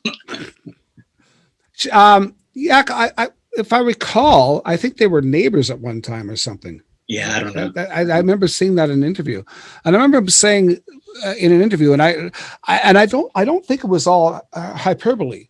Somebody asked him about his relationship with Trudy, and he says, "Well, I just want to have every day wanting to serve this woman, knowing that she knows unconditionally how much I love her every day." Like he's something to that effect. I'm paraphrasing, but it's like, it's incredible how devoted he is with her. Well, I've been married 28 years this year. Wow. Good for you. And I talk about in the book, through a friend, I met John Bon Jovi, and he was looking for a guitar teacher. So I gave John Bon Jovi some guitar lessons for a few years. And the first day I met John, he said to me, "Do you have any children?" He said, "You married?" I said, "Yeah." He said, "Do you have any children?" I said, "No." He said, "How long have you been married?" And at the time it was 15 years or something like that. And John just nodded his head and said, "You get it." So to me, it's like a long marriage, however Sting and Trudy make it work, however anybody makes it work, God bless them.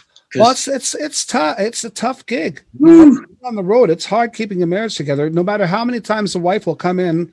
They might fly your wife out, or you might fly your wife out, but it's still, you're separated a lot. Well, I might argue keeping it together on the road might be easier than just working as a plumber or where you see each other all the time. I have a good friend who he works for an investment firm, and he always says, he tells his clients when they retire, he says, "Now just remember, when you retire, it's half the income and twice the spouse, because you're home all day long."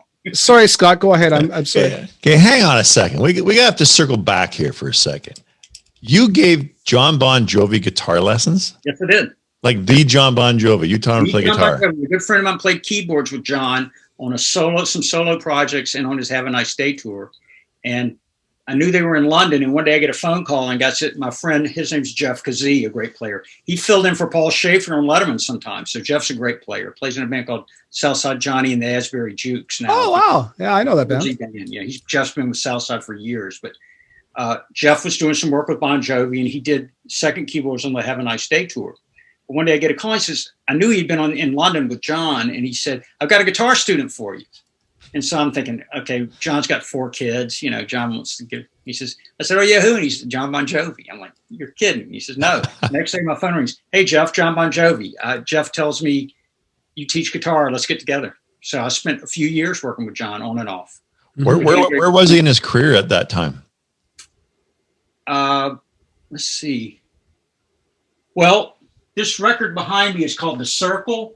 I'm mentioning the special thanks in the Circle. So wherever that was. Wow. 2000, 2003, I don't know. I taught John Bon Jovi how to play guitar. No big deal. Oh yeah. Oh, he was already a huge star. I talk about in my book, when we shot Englishman in New York, after the video shoot, Sting's apartment was only a few blocks away. So he said, let's go and hang out. So I go over to Sting's apartment in Soho, New York, Soho. And he pulls out a couple of guitars. So we're sitting on the couch and we're playing tunes together. And also we're playing Message in a Bottle together. And I'm going, I can't believe I'm sitting on the couch with Sting playing Message in a Bottle. Wow. And then fast forward all these years later, I'm sitting on John Bon Jovi's couch playing Wanted Dead or Alive and living on a prayer. Isn't that insane, huh? Charles is just telling me all this stuff here. First of all, I should go back. He actually had a picture of Emerson's modular Moog synth that we wanted to see it. And one of the things he said about Trudy and Sting, their success in their marriage, he says it must be the 7-hour tantric sex sessions. Well, but you know what Trudy says to that, right? That includes dinner. Yes. Yeah, with a 3-hour dinner. Yeah. And The Circle was released November 10th, 2009. Okay. So John, if you pick up The Circle, it's special thanks Jeffery Lee Campbell in there. So Isn't John that and I cool? worked together for a couple of years, I guess, at that point. I met him a couple times. One around the time they were recording "Slippery When Wet." Slippery When Wet is Vancouver, right? Yes, of course. Yeah, and a few of his albums actually. Your great strip club in Vancouver. There you go. The number 5 Orange. Number 5 Orange was the inspiration. Who did we just talk about that? Oh, that was with Mike Fraser was talking about Fraser, that. Yeah. I remember going to that place, and now you couldn't catch me dead in one of those places. But I was young, I was dumb, I was in my 20s. Now I'm like, well, this is crazy. Yeah, but I remember going in there, and the waiters had on tuxedos, and I was like, I've never seen a tuxedoed waiter in a strip club before. I think Ben Affleck. This is slippery than wet. Slippery when wet. Ben Affleck ruined it for everybody in the strip clubs in Vancouver. Well, what happened there, Scott? I didn't. That's when he got caught when he was with Jennifer Lopez or something. He was up in one of the clubs and he wasn't supposed to be, and I think that kind of brought things to a crashing halt. Oh my! Yeah, I enjoyed being a knucklehead when I was younger, but now it doesn't appeal to me at all. I know you guys touched on this a bit after I got cut off rudely by the construction workers with my cable, but. Tell me about Aretha Franklin. How did that come about? Was doing a show on Broadway called Seussical. It was based on the books of Dr. Seuss, which that's a whole story in itself. Because before that, I was doing Saturday Night Fever, the Bee Gees thing on Broadway. And I got a call to do Seussical. And I was very happy playing the Bee Gees stuff. But the contractor for Seussical said, this show's going to be a 10-year show minimum. It's the next Lion King. So I quit the Bee Gees thing. I shouldn't say the Bee Gees thing. It was Saturday Night Fever on Broadway, and moved to Seussical. And the bass player on Seussical actually was the bass player at the end of Saturday Night Fever as well. That's right. We did that at the end. And then, but he was Aretha's bass player. And I'm actually working on a new book now that delves into this in depth. But I'm sitting at home on my couch one day, waiting for the cable guy to come and work on my TV or whatever. And my phone rings. The bass player's name is Francisco Centeno. He played with Aretha for years. Ashford and Simpson, great bass player. Wow. And he said, what are you doing? And I said, waiting for the cable guy. He says, grab a guitar, come to the SIR studios on 52nd Street. I said, well, like, what's up? He said, Aretha needs a guitarist. Because she was getting ready. Her son, Teddy, plays guitar in her band. And he's a real rock cat, Les Paul, dreads, like a Lenny Kravitz kind of guy. But this was VH1 Divas Live. So it was Aretha, but all these guests, Backstreet Boys, Mary J. Blige, Nelly Furtado. That's right. We talked about Nelly the other day. And a number of people. So they needed a guitarist that could read music because we were doing a lot of songs by other artists as well. And Aretha's son, Teddy, did not really read. So they needed a second guitarist. So I got the call. And next thing I know, that afternoon I go in there and I'm sitting in this small rehearsal studio, and in comes these two big burly guys with somebody with a hood over their head. And she pulls off the head, and it's Aretha Franklin. And she sits down at the piano, has a plate of chicken wings sitting on the piano, eating chicken wings. And we sit there and play every hit you've ever played by Aretha Franklin. And I walked out of there a changed man. It was like going to church. It was unbelievable. And I say to people, I've played Respect 1,000 times in bars and at weddings. When you sit in a room and play it with Aretha, your life is made whole at that point. Wow. So we rehearsed for a couple of weeks and we played Radio City Music Hall for VH1 Divas Live.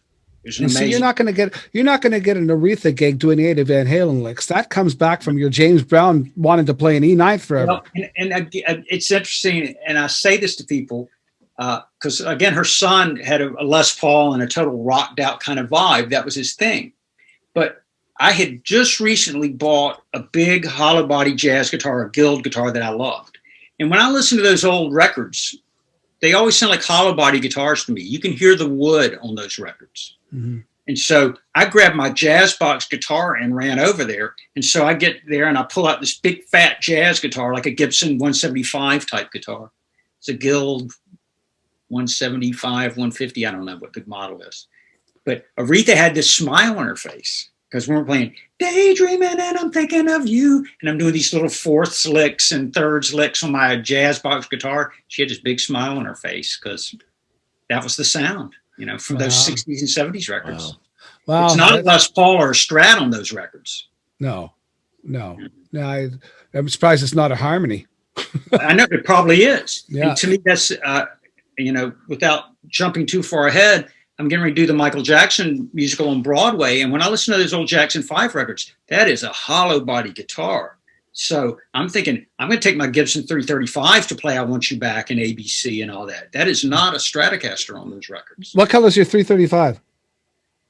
Dark brown, like a walnut. Okay, I know it well. I've always had a thing for, I want a Tobacco Sunburst 335, and I've never been able to find one I can afford. Well, I have a theory about guitars. Whichever one you want, whichever finish you buy, you wish you had the other one. Now I wish I had a red one because you see Rick Derringer and those guys playing those red 335s and they look so cool. But mine's dark brown. It's the oldest guitar I own.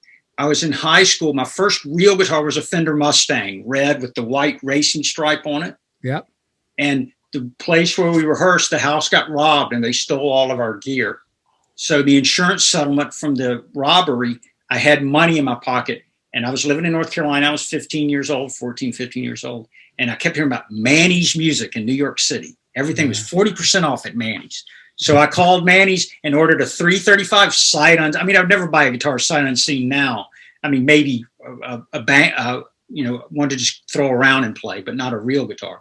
But I bought it sight unseen from Manny's, I think, for $500 in 1975 or something. Oh, my God. Oh. So it's what? This guitar is almost 50 years old now. I'm sorry, Scott wanted to ask you something. So that gig you're talking about, VH1, is that the one you had mentioned where you're out there playing and all of a sudden you look over and Stevie Wonder's coming out on the stage? Yeah, correct. In the encore, I mean, it was the end of the night and we're doing Freeway of Love and I hear the crowd explode and I look and here's a guy escorting Stevie Wonder out on stage. And so I'm standing there with Aretha and Stevie and the bass player joked, he said, "Oh, you should have seen the look on your face." Does it get any bigger? Oh my gosh. We might have covered this the other day, but she also had a all-star jazz group that included Herbie Hancock and Ron Carter. And they performed. And a friend of mine was playing guitar with them, Russell Malone, who I knew Russell from the Harry Connick Jr. band because my brother played saxophone with Harry Connick Jr. Really? And wow. Yeah, my younger brother's a musician as well. That's what I was going to ask you about your family, but let's move on with this.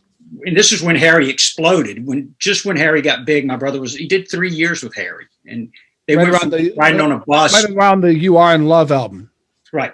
Yeah. Because that whole story was they wanted to use Sinatra tunes for the When Harry Met Sally, right? Correct. But they didn't want to pay for the licensing, so they got young Harry Connick Jr., the crooner playing at the bar in Greenwich Village, to sing the tunes. And then he became hugely famous because of it. But my brother, I'd known Russell through my brother with Harry's band. And so we're at soundcheck at Radio City the day of the show. And I'm sitting in the auditorium, you know, just watching as I see Herbie Hancock, Ron Carter, Clark Terry, who was the drummer? I always forget the drum. Roy Haynes. It was supposed to be Max Roach, but he bailed at the last minute, so they got Roy Haynes. So I'm looking at all these guys that I've been listening to for decades and studying in college. And so Russell's on stage, and he goes, Jeff, and he's waving me up on stage. And so I go up there and he says, check out my new guitar. And he hands me his guitar. And so I strap on the guitar, and I look, and there's Herbie Hancock, there's Ron Carter, and there's Radio City. And I just go, and I take the guitar off and hand it back to Russell and leave. I was like, I felt like I was on Mount Olympus. I should not have been standing there with those guys. That's such a sweet gesture, though. Yeah, but I looked at Herbie and Ron and panicked and just left. Now I know you've done some work with Michael Bublé, who's a local boy here, and I love Michael Bublé now. So I actually loved him at the beginning, but I couldn't understand the hype and hoopla of Michael Bublé because I was a Harry Connick Jr. fan, and Harry Connick Jr. could play piano and sing that stuff, write his own songs, and chart them. Like, that guy is a supersonic talent, not to mention a great actor. Yeah, my brother would tell me stories about Harry sitting in the back of a car writing out the string parts. My brother's on the Christmas album, Harry's first When My Heart Finds Christmas, which is unbelievable. So they recorded it at Capitol Records, Studio A, full choir, full strings, the whole thing. I mean, I get chills talking about it. And I listen to that record. It is so good. And it's Harry's orchestrations on a lot of that stuff. And Harry's brilliant. So I agree with you. I looked at Michael Bublé and I'm kind of like, he's kind of like Harry Connick, but he only sings, you know? Yeah, tell me the Bublé story. Well, and I only worked with Michael at the very beginning of his career. He came to New York and he was going to do the Today Show, which is one of the morning shows, the morning show on NBC. And so they had to put together an East Coast band. So the sax player who was contracting the band called me and I did it. So I did a TV show with him and then one show at a private club here for his record label. But that was all we did. But David Foster was in charge at the time. So I got to meet David Foster and, you know, kind of work with him. And they were like, hey, man, are you interested in being Bublé's MD? You know, they were like floating things around. And of course, I never heard another word about it. But it's a good Bublé nice. story. He reminded me of, and I remember at the time thinking, yeah, I don't know if this guy's got what it takes or not. And of course, he's proven me wrong. Here's a really good story. Now, the authenticity of this story, I'm not 1,000% sure, but it does come from a good source. Don't let the facts get in the way, as a friend of mine says. Yeah, well, this is a good one. I won't let the truth stand in the way of a good story. How's that?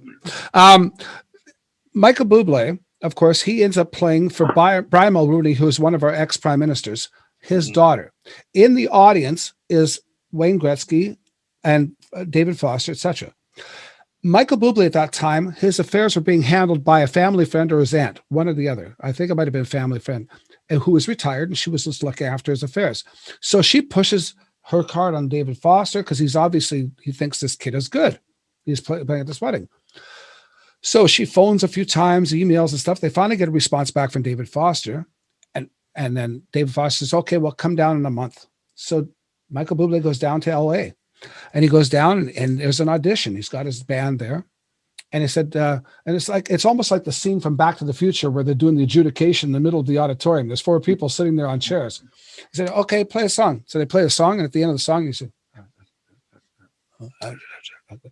and next, another song. And after play about 3 or 4 songs, they go, all right, thank you. That's it.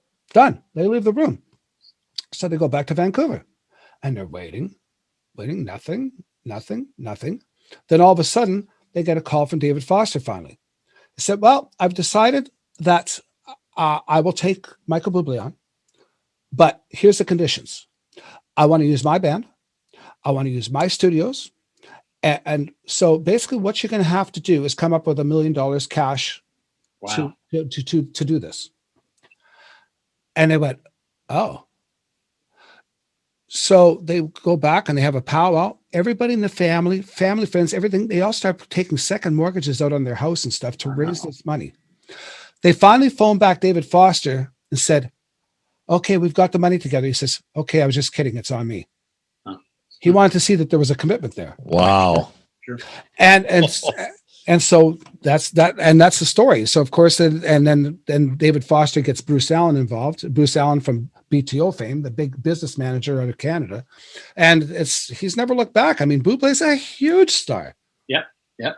My hat's off to him. I say this to people all the time, and they think they raise their eyebrow, but I mean this dead serious. My hat is off to anybody who can figure out how to make a living in show business. I don't care, if you're Darius Rucker from Hootie and the Blowfish, or Justin Bieber, or, whoever your least favorite artist is of all times. If they figured out a way to crack the code, God bless them. Because how many times have you done a great gig, and then the next day you've done a wedding and you got paid more at the wedding than your great gig? I talk about that with Sting. We were in Tokyo and we played 4 sold-out nights in the baseball stadium. And when you divided up the money I was making that week, I was making about $600 a night to play in front of 50,000 people. I said, I make more than that playing weddings. I know, it's insane. Wow. It's very true. But it ain't about the money. The Aretha gig is the perfect example. And I've found this because any good gigs, I never say, what does it pay? I'm just like, okay, I'll do it. Because I don't really care what it pays. It's not, if I wanted money, I would have gone into plumbing or auto repair or dermatology. It's not about the money. To sit in a room with Aretha, to sit in a room with David Foster, to sit in a room with Sting, that's why you do it. Who cares what's in the page? If it gets down to it's just about the money, then go do something else. And I'm that's still that 12-year-old kid that, listen to Grand Funk Railroad. And then I'm sitting in a bar with Bruce Springsteen, or in Tokyo, at the last night in Tokyo, Sting says to me after the show, he says, I want you to meet somebody. I follow him down a hallway, walk in the room, Eric Clapton's standing there. Oh my God. It's just me and Sting and Eric Clapton. I'm going, this is somebody? Isn't that great? So Sting leaves us alone, and me and Clapton hang out and talk for a while. Then we ended up going out on the town in Tokyo. Isn't that fantastic? And I say in my book, I kept waiting to wake up in my teenage bedroom at any moment because I thought it had to be a dream. I can appreciate that. I can really appreciate that. That's just such an incredible thing. I haven't lost that. I say no to gigs that don't make me feel that way. We're so hardwired early in our careers to say yes to everything because we just have to do every gig to keep the lights on. Yes. But once you get to a point financially, which again, Mamma Mia afforded me that with steady work, I started saying no to jobs I didn't want to do. I became much happier, and I do things because I want to do them now, not because what does it pay? And there's something that you put out to the universe too by not taking a shitty paying job. There really is. A friend of mine who makes a tremendous amount of money as a solo pianist. He's brilliant. He's a one-man band. He's incredible talent. But he makes really, really good money as a solo guy. And he says, I would never play for anything less than X amount of dollars. He says, because you don't want to put it out to the universe that that's all you're worth. Right. And it's funny because if you sort of just take jobs that are more prestigious, it seems like the more prestigious jobs come to you. If you're taking these crappy menial jobs, they seem to stay there, Yeah, I try to not overexpose myself. I try to pick and choose work and therefore not be like, oh, he's on the gig again. And now I'm at the point where I don't do very much everything. I like writing and talking to people and playing a little Broadway, but I'm moving into a different phase professionally, getting out of the way to let the youngsters, debate pedal boards and go on the road and all that. I'm not interested in that anymore. But I agree. It's just like, do the gigs, you're right. Hold out for the money you want, or just say, I have plenty of friends that said they get called for things they don't really want to do. So they ask for the moon and they get to say, okay, sure. And they go, wow. And there's a quote in my book where Sting's manager said to me one time, he said, in the music business, money is like water in the ocean. Take as many buckets as you want. Nobody's going to miss a drop. So, just ask for what you want. If it's not enough, but you have to be willing to not do the gig. If you ask for X and they don't want to pay X, then you have to not take it. But I definitely, my friend who introduced me to Bon Jovi told me a long time ago, he said, there's a lot of power in the word no. He says, you learn a lot about yourself when you start saying no to gigs. No is very educational. Very true. And it's funny. Defines who you are. You talk about that Sting gig. You're making $600 a night. You're making more at a wedding, but you didn't have to slough your gig or your equipment. You didn't have to slough. And by the same token, after I left, I was doing a wedding gig, and I started doing Saturday Night Fever on Broadway. And I bumped into my old club date wedding band leader, and he said, "How's Broadway?" And I said, "Well, it's funny. I'm still playing Disco Inferno, because I played it with him on weddings, and we're playing it on Broadway at Saturday Night Fever." He says, "Yeah, but you make more money playing it with me." And I was like, "Yeah, but do you have 416 gigs a year?" Because Broadway, and it's true, that's what I say, Broadway doesn't really pay a lot per show, but there's 8 every week of the year. Yeah. So it's about quantity at that point. Because I was maybe playing 50 weddings a year. I could do 416 Broadway shows in a year. So Disco Inferno, one of the best bass lines of all time. The intro, that bass line is fantastic. I just love the groove of that tune. That's what I'm saying. When I was doing Saturday Night Fever, not only were we doing all the Bee Gees hits like "Staying Alive" and "Night Fever" and "How Deep Is Your Love," what's the other? "You Should Be Dancing," but then we were doing Disco Inferno and Boogie Shoes and Jive Talking. I loved playing that show. Oh, and I got offered the Susical show. I was like, really? Why? I don't want to stop playing these songs. We had a 5-piece horn section, 2 percussionists. It was great. So what kind of stuff were you doing for Susical? Typical, what I would call typical Broadway, and I don't mean typical in a pejorative sense, but the term I've heard, pastiche. Here's the disco tune, here's the rock tune, here's the country tune, here's the, which a lot of Broadway musicals are that way, here's the waltz, whereas with Saturday Night Fever, it was disco wall to wall. Well, Jim Valance is going to be our guest on Sunday. And Jim Valance, he's a Bryan Adams songwriting partner. He's written hits for everybody. We did Pretty Woman on Broadway, right? That's what I was just going to bring up. They did Pretty Woman, and they sat there for a year and a half, I think, writing the songs with the producer director and putting that all together. And sadly, it closed. I think it's still in London, though, but it got closed due to COVID. It didn't do great in New York. I don't know, a friend of mine played guitar on it, but it didn't do great here. I'd call him about maybe subbing for him, but then it closed, or he didn't need anybody or something like that. But I do talk about my book. I played a festival in Belgium with Sting in the summer, and Bryan Adams was also on the gig. Right. It was 10,000 Maniacs, NXS, Bryan Adams, us. And so, we get to the gig, and again, I'm running on fumes. It's the end of the European tour. I've been gone for 3 months, haven't seen America in 3 months. And so I'm just straggling in, hungover, just waiting to play the gig. So we have trailers behind the stage, big outdoor festival. So I lay down in the trailer, wanting to take a nap, but we're right beside the stage, so the PA is pounding, and it's Bryan Adams on stage. Mm-hmm. And it was hit after hit after hit. And I was like, holy cow. I mean, I knew him, but I was like, this is unbelievable. It was so exciting to listen to those songs. Cuts Like a Knife is one of my favorite tunes. Have you met Keith Scott as guitar player? I don't know him. Keith is a wonderful guy. One of the most, he's an incredible player. Like what he plays with Bryan is what the song needs. Like you talk about playing for the song. What he can actually play is stunning. He's an incredible player and just the most unaffected, wonderful, sweetest guy you'll ever meet in your life. Bryan and Bon Jovi were getting ready to do a tour together right when the pandemic hit, canceled their tour. And I thought, wow, that's quite a bill, Bon Jovi and Bryan Adams. Yeah, no kidding. No kidding. Well, Bryan was just here, I think it must have been about 2 years ago, I think. So, yeah, it was a great show. It's like you say, it's hit after hit after hit. And he closed the show, of all things. He went up there and played 4 acoustic songs by himself and brought the house down. Just him and a guitar. Now, that's the power of a song right there. And 2 of them I'd never heard before in my life. What was the song that I always quote? You're talking, and I don't know if this is maybe the guitar player you're talking about or not. The Robin Hood song, Everything I Do, I Do for You. The guitar solo on that is just brilliant. That's Keith, yeah.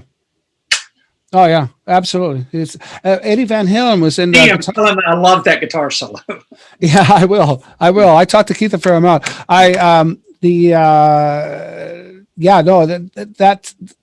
That song and that album, like that particular song was the biggest selling song of all time for years. Yeah. Like it surpassed everything. just an unbelievable achievement. And this is again, my love for music. Even when, and this is post Sting. I'd already been around the world with Sting, but it was about 10 years before I started doing Broadway. So I was doing a lot of weddings in New York. I had to do something to pay the bills. I mean, I sat around and drank and drugged my way through the money I had left over from the Sting tour, and I had to go back to work. So weddings. So we, so I would play that Bryan Adams tune on a wedding, or a Whitney Houston tune on a wedding, or a Celine Dion tune on a wedding. But I never got bitter about it. I was like, that's okay, because one day when I play with Celine Dion, or one day when I play with Whitney Houston, I'll be ready. So to me, if you're playing good music, it's fine. I love that. Your background with jazz and learning and all that sort of stuff, learning like music school and all that stuff, and if you're in the business as long as guys like us are, you can't be a musical snob. You just can't. I remember Al Di Meola. Once again, I'm in Poland. His Poland stories pop up. We were playing a place in Poland. It was a nightclub, and I'd heard that Al Di Meola was in town. Never thought a thing about it. It was an L-shaped room and a really long thing. At the end of the night, his conga player came up. I can't remember his name right now. He walks up and says, "Hey, you guys were great." I said, "Oh, thanks." I said, "You've been here?" He says, "Yeah, all night." He says, "We've been here from the very beginning of it. We played 4 hours there." And so I went back, and there's Al Di Meola. Nicest guy on earth. We hung out for the next 3 days. He was staying in the same hotel. There's a story in my book. Right after we left, we'd been in Beverly Hills for 3 weeks. So I was very full of myself at that point. And we play in Kansas City. It's summertime, and we're playing an outdoor, amphitheater in Kansas City. And I'm wandering around the parking lot before the show, kind of bored after dinner, looking for something to do. And I see this guy dressed in black with a big hat on. I'm like, who is that? And I don't know if you're familiar with the musical or the movie Oliver, about the little street urchins in London, right? Yeah. Well, Phil Collins was in that. Right. Yeah. And the evil ringleader was Fagin, the old man who ran all the pickpockets. So I look at the guy, and and it's Davy Jones of the Monkees. And he's dressed as Fagin. And I realize, Oliver starts here tomorrow, and that's Davy Jones in costume. And I was a huge Monkees fan growing up. I was a little too young for the Beatles, but I loved the Monkees. I still love the Monkees. I think they were great. Yeah. But at the time, and as it turns out, Davy Jones was in the original Oliver in London and New York. He was on Ed Sullivan the same night that the Beatles performed the first time. So Oliver. Here it is, 1988, and there's Davy Jones. He's 40 years old, and he's walking around a parking lot dressed as Fagin to do Oliver. And in my mind at the time, I'm like, poor Davy Jones. What happened? How did you go from being big and famous to doing musical theater in the middle of America? Yeah. But I talk about my book, and now with much more wisdom, I go, he was working. That's what we do. We work. Exactly. Do not ghettoize a gig. Either take it or don't take it. Who cares? If you take it, give it 110%. And that's what Davey was doing. Yeah. Well, you got a very, very healthy attitude, which, but like I said, I think anybody in the business that's been in the business for this long, with this longevity, that's what it takes. You've got to be able to accept the good with the bad. As we talked about before, nothing will keep you humble like the music business, because 1 minute you're playing in front of 18,000 people, and the next minute you're playing in front of 3 people that wish you weren't there. Yeah. Well, that's a story and I'm actually working on my new book, but I ended up out in the Hamptons, which is the resort area, the beach out at the end of Long Island in New York. And I was out there hanging out with John Bon Jovi and some friends. And I usually take the bus back and forth because I don't have a car.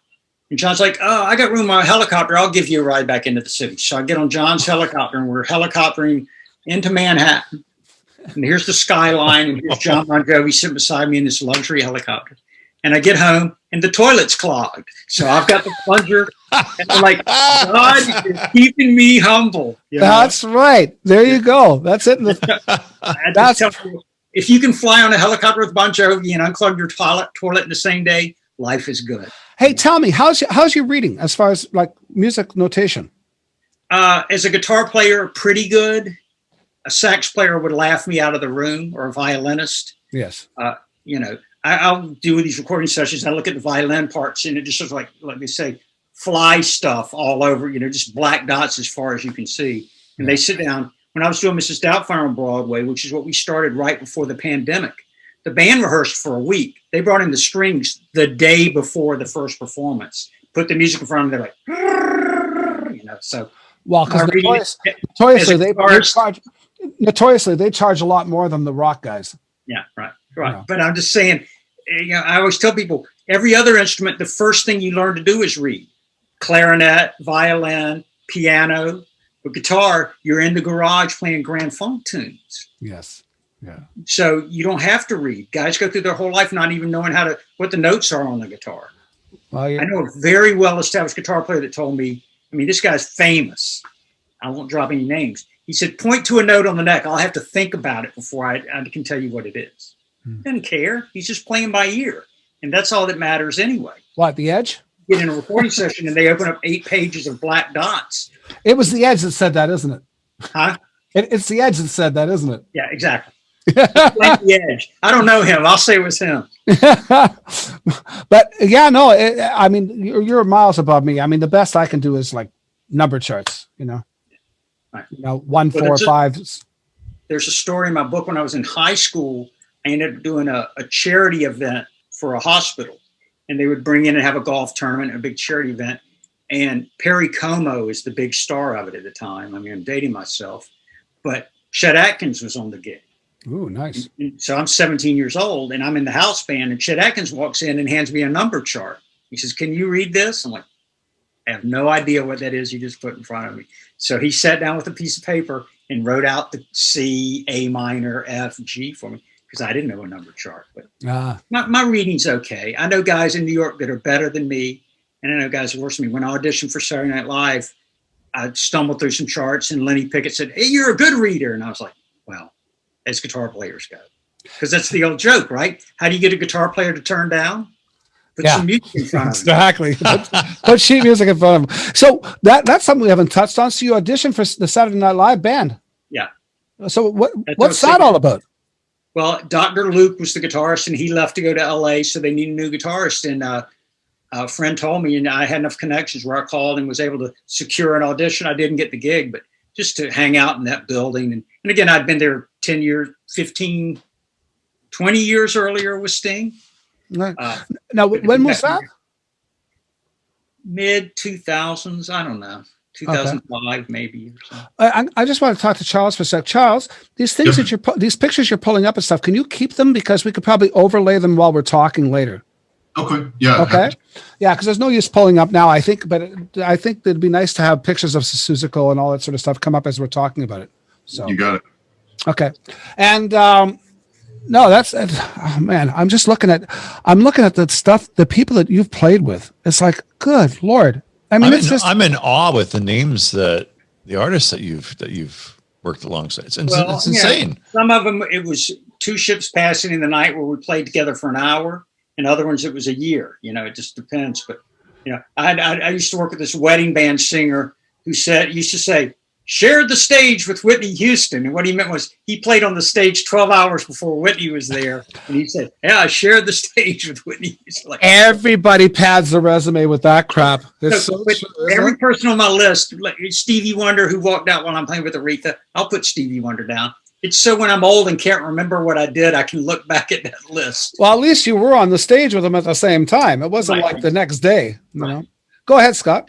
You know what really captures me about you, Jeff, is you're the epitome of someone who just loves what he does. He doesn't care, like you say, about one day you're on a plane or on a helicopter with Bon Jovi, then you're cleaning a toilet. Then another time you're playing with Sting, and then you're doing a wedding. And it's like the love of music with you, doing it for the right reasons. I mean, and along the way you have this amazing journey that you stitch together. It's so fascinating.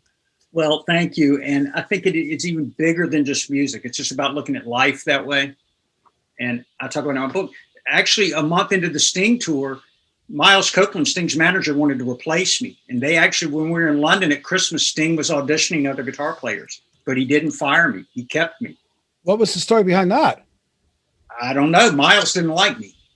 No. It's in the book, but Miles didn't like me. The feeling is mutual. Remember the guy that wouldn't let me move on stage? I feel the same way. Right. But as I go into in the book, it's like, I think the only reason Sting kept me is because he liked me. You know, it's like, you have to, you know, be nice to people. That's what I say in the book. It's like, be nice. Because okay, maybe Miles Davis and Jaco Pastorius can come and kick everything over and nobody's going to say anything. But most people, if you're not nice, and Lenny Pickett said it to me when I was doing the Saturday Night Live audition.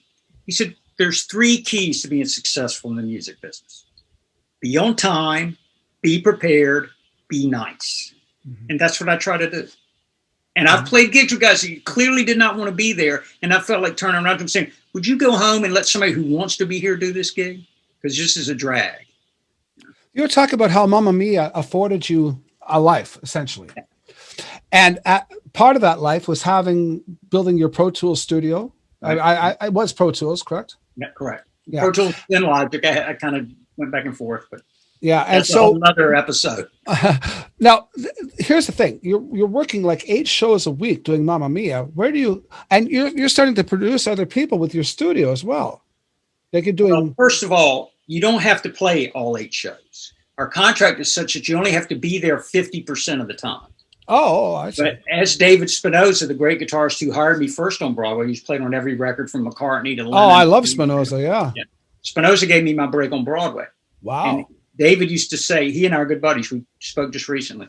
And I look at his resume and my mouth just hangs open. I'm like, you played on that? You know, whether it's American Pie or Paul McCartney's Ram or John Lennon's, you know, whatever. It's just unbelievable. But David said, talking about attendance, he said, the funny thing is if you don't show up, they don't pay you. So I only have to be there 50% of the time, but then I only get paid a 50% check.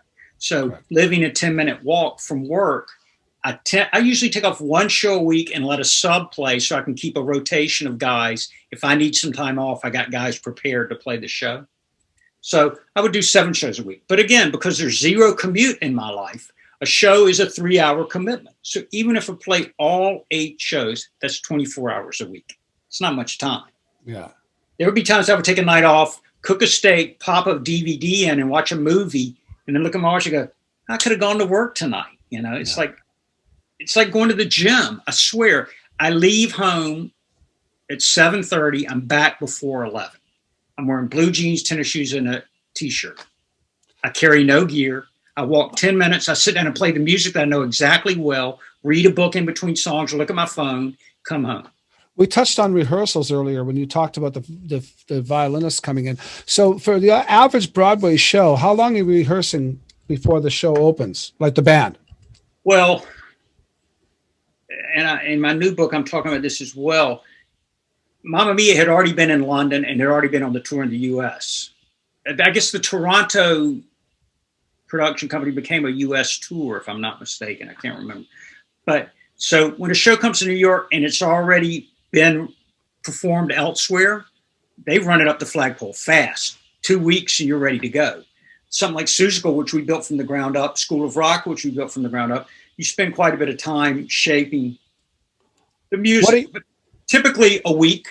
What are you given to prepare? Are you given a tape? Are you given just the sheet music? Are you given? Well, preferably the sheet music, because I'm not a great reader. And, you know, that used to always be my biggest fear. Can I get the music in advance? I mean, I got to the point with people when they would call me to record stuff, I'd say, I will only come to the session if you give me the music in advance, because I'm not interested in a sight reading contest and doing math. I'm using the wrong part of my brain if I'm sight reading while you're recording me. Right. I'm trying to add 2 + 2 + 2. Right. I said, let me go, oh, there's the bridge. You know, you work on it and then you hear it later. You go, oh, I didn't realize that was the bridge because I was too busy thinking about the black dots on the page. So I always want the music in advance so I can learn it. That's the jumping off point of a singer that I work with a lot. He says, you have to romance the ink. And I agree. The ink is the jumping off part. If you just play the ink, it's not very good. So I always ask for the music in advance, hopefully recordings if they have it. And then, you know, I try to do my homework so nothing surprises me. But School of Rock, they kept promising me music in advance and I didn't get it. And I'd been doing Mamma Mia for 14 years. So my reading skills were not good. I'd been playing Dancing Queen for 14 years. So I kind of lost my edge. And School of Rock, they kept saying, we'll get you the music, we'll get you the music. They had not. They did send me some MP3s. But so the first day of audition or rehearsals, I'm like going in, there's 3 guitars. So I'm looking for a seat in the back because you're talking about the adjudicators with David Foster. That's the way Broadway always is. You're in a rehearsal space, and they're affectionately known in Broadway circles as the table cats, the guys that sit at the table like this. There's 5 guys at a table, like a jury, and you're playing music for them. And so the first day I show up at School of Rock, I'm like looking for a chair in the back where I can hide and try to not, get into trouble. And the music supervisor goes, no, sit right here, and puts me in the very front chair, right in front of the drums, 5 feet away from the table. And Andrew Lloyd Webber walks in and sits down right in front of me. And I'm like, hello. And then they put a piece of music in 7/8 in front of me, and I'm scuffling trying to play this piece of music. And it's scary, but if you have the job, they're usually pretty charitable. They've hired you for a reason. They will let you work on it. But if you're auditioning, you better be good, so. There was a great line I read in Glenn John's book, and I think he was quoting somebody like some great director. But it says, let the person do what they do best so they can prove to you why you hired them. Essentially, that's paraphrasing it. Because the thing is, if you keep telling people what to do, like you've hired a person because they're the best, that's a good person to do this. It's like getting a singer in for a session and then you're telling them how to sing. No, you hired them for that sound. Let them do that sound. I think the goal is for me to be hired because they want Jeff Campbell guitar on their recording. Exactly. Not say, please sound like The Edge, please sound like Jimmy Page, please sound like Nile Rodgers. Play some Jeff Campbell guitar. That's what you're here for. And I worked with T-Bone Burnett, great producer. Oh yeah. And he said to me, I did a tour, and it was his wife, Sam Phillips. And I think we talked about that because I played in Vancouver and Victoria. Is that? That's correct. Yeah. And but T-Bone said to me, or I read an interview with him, and he said, I no longer torture musicians. I hire the guys I want. I let them do what they want to do. If I don't like it, then I get somebody else to come in and do what they want to do until I find. Because there's nothing worse than bringing in David Sanborn and saying, can you please sound like Kenny G? That's ridiculous. Yeah. Play David Sanborn. Hire the right guys. Let them do what they do. So. Good point. I learned that lesson. Cy Kernan, The Fix. Do you know The Fix? The band The Fix? Yeah. Oh, yeah, of course.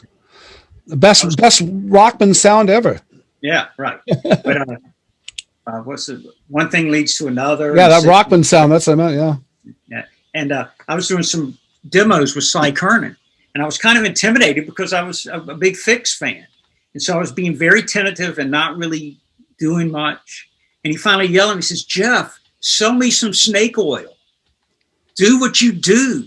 I hired you to come in here and tell me what my song needs.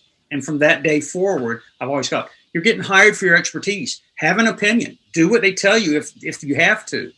But go in there with some opinions. That's what they're hiring you for. I was going to say, so how, when you practice now, how, like what do, okay, yes. Okay. If you were to practice. Remember who you're talking to. Are you the type of guy that just sits down and, let's say, learn, like you hear a record go, oh, I like to learn that passage. Do you sit and figure it out? Or do you actually physically practice? Like there's some people that still practice every day, I don't do much practicing now. I need to, I've used the pandemic. I saw somebody say early on, this is a perfect time to practice a lot or practice a little. I've gone the latter and done very little playing. I do need to get back into fighting shape, but I like to turn on the metronome and just do various, technical exercises and all that. Metronome. You're talking about, metronome. That's what I was going to bring up because that Joe Robinson. It's like an athlete stretching before the game. So you just got to stretch things out and warm up. So I warm up. I might even do some reading if I feel like it, but it's very rare that I transcribe anything just for fun. But to that end, I have a list of songs that I have sworn when I retire, I'm going to finally learn how to play that song. And I'm going to sit on the porch and play it for my dog. I just put competitive guitar. I'm tired of it. I've been doing some fun stuff in my studio, and what I've been doing is a series of songs I call the COVID covers. So I'm learning songs like one of them was actually "Hello, It's Me," Yeah. where I play every instrument because I got my drums set up here, and that way I have to learn how every instrument and drums are tough for me because I'm trying to play to a click too, and I'm not a great drummer, so it takes me a long time to get a drum track that I'm not too shameful of playing to. Yeah, so but my favorite drummers are guys like Stevie Wonder or Marvin Gaye that can kind of play. But they have that feel, Paul McCartney. Yeah, yeah, but no, and so that's sort of been my thing. I did that for a long time. I mean, I'm doing other things too. I got to talk to you. This book, the one you have now, Do Stand So Close to Me. Correct. Do Stand So Close. My adventure in Sting's guitar. And I did a thing the other day where I said, be sure to get Jeff's book. Don't stand so close. I'm going, Sting's been in our brain for 40 years. Don't stand so close. But this is Do Stand So Close. And of course, I'm gonna the obvious question, but I want you to answer it anyway. Why that title? Well, I was trying to come up with something clever. Why do you name a song what you want? Something that catches people's attention. I wanted something that subliminally made people think about the Police or Sting. And as I was going through, people said, you need to name it Little Wing or name it this or name it that. And I just thought, I thought because I was standing close to Sting for a year, for a year, I was 10 feet away from him, 15 feet away from him every night. Right. So I thought instead of don't stand so close, it's like, do stand so close. Okay, Jeff, you can come stand this close to me for a year. So this book is what brought us together for this interview, because it was Bob Lefsett's interview when I read about it, and I went, man, I got to talk to this guy. This sounds really good. Well, I appreciate what Bob said about the book. It meant a lot to me. Well, Bob is good. When he likes something, he puts his full weight behind it. He's also the other way too, but sure. but there's honesty there. That's why we read him. Well, he had recently written an article about Sting, and I just wrote into him to say, give him some thoughts based on working with Sting. And he was talking about the arc of Sting's career. And so I thought, I'll write him and maybe I'll end up in his mailbag or something like that, where he does the reader's views or whatever. Right. And I just casually mentioned at the end of the email, I said, hey, I wrote a book about my year on the road with Sting. I said, I'm the trivia question between Andy Summers and Dominic Miller. Who's the guy that played with Sting, for 1 year? Nobody knows who I am. And I said, Bob, I've written a book about it. I'd be happy to send you a copy. He said, please do. And so I sent it to him. And then and I didn't know if he'd ever read it or not. And then a couple weeks later, my cell phone starts lighting up. And, all my friends are like, Lefsetz, dude, Lefsetz. And all my friends are excited because they're getting his newsletter into their inbox and seeing him talking about my book. So isn't that great? So what's the new book going to be about? Well, we've kind of covered it. It's like I would do interviews with people. And I'd tell them about Aretha Franklin and the Chicken Wings or Michael Bublé and David Foster. And they go, oh, is that in your book? And I go, no. The book is truly about moving to New York, working with Sting for a year, and then the aftermath, the crash and burn, and then the kind of the redemption into Broadway. But it's very brief. It's all about Sting. And so that was 1 year of my life, basically. And I've been playing over 40 years. So when people say, oh, is that Aretha story in your book? Is that Sammy Davis Jr. story in your book? Is that Debbie Gibson story? Please tell me the Sammy Davis one before we have to close. Yeah. We might have talked about it the other day. A little bit. My cable was hacked off. It was when I was in college. You guys can edit it out if it's redundant.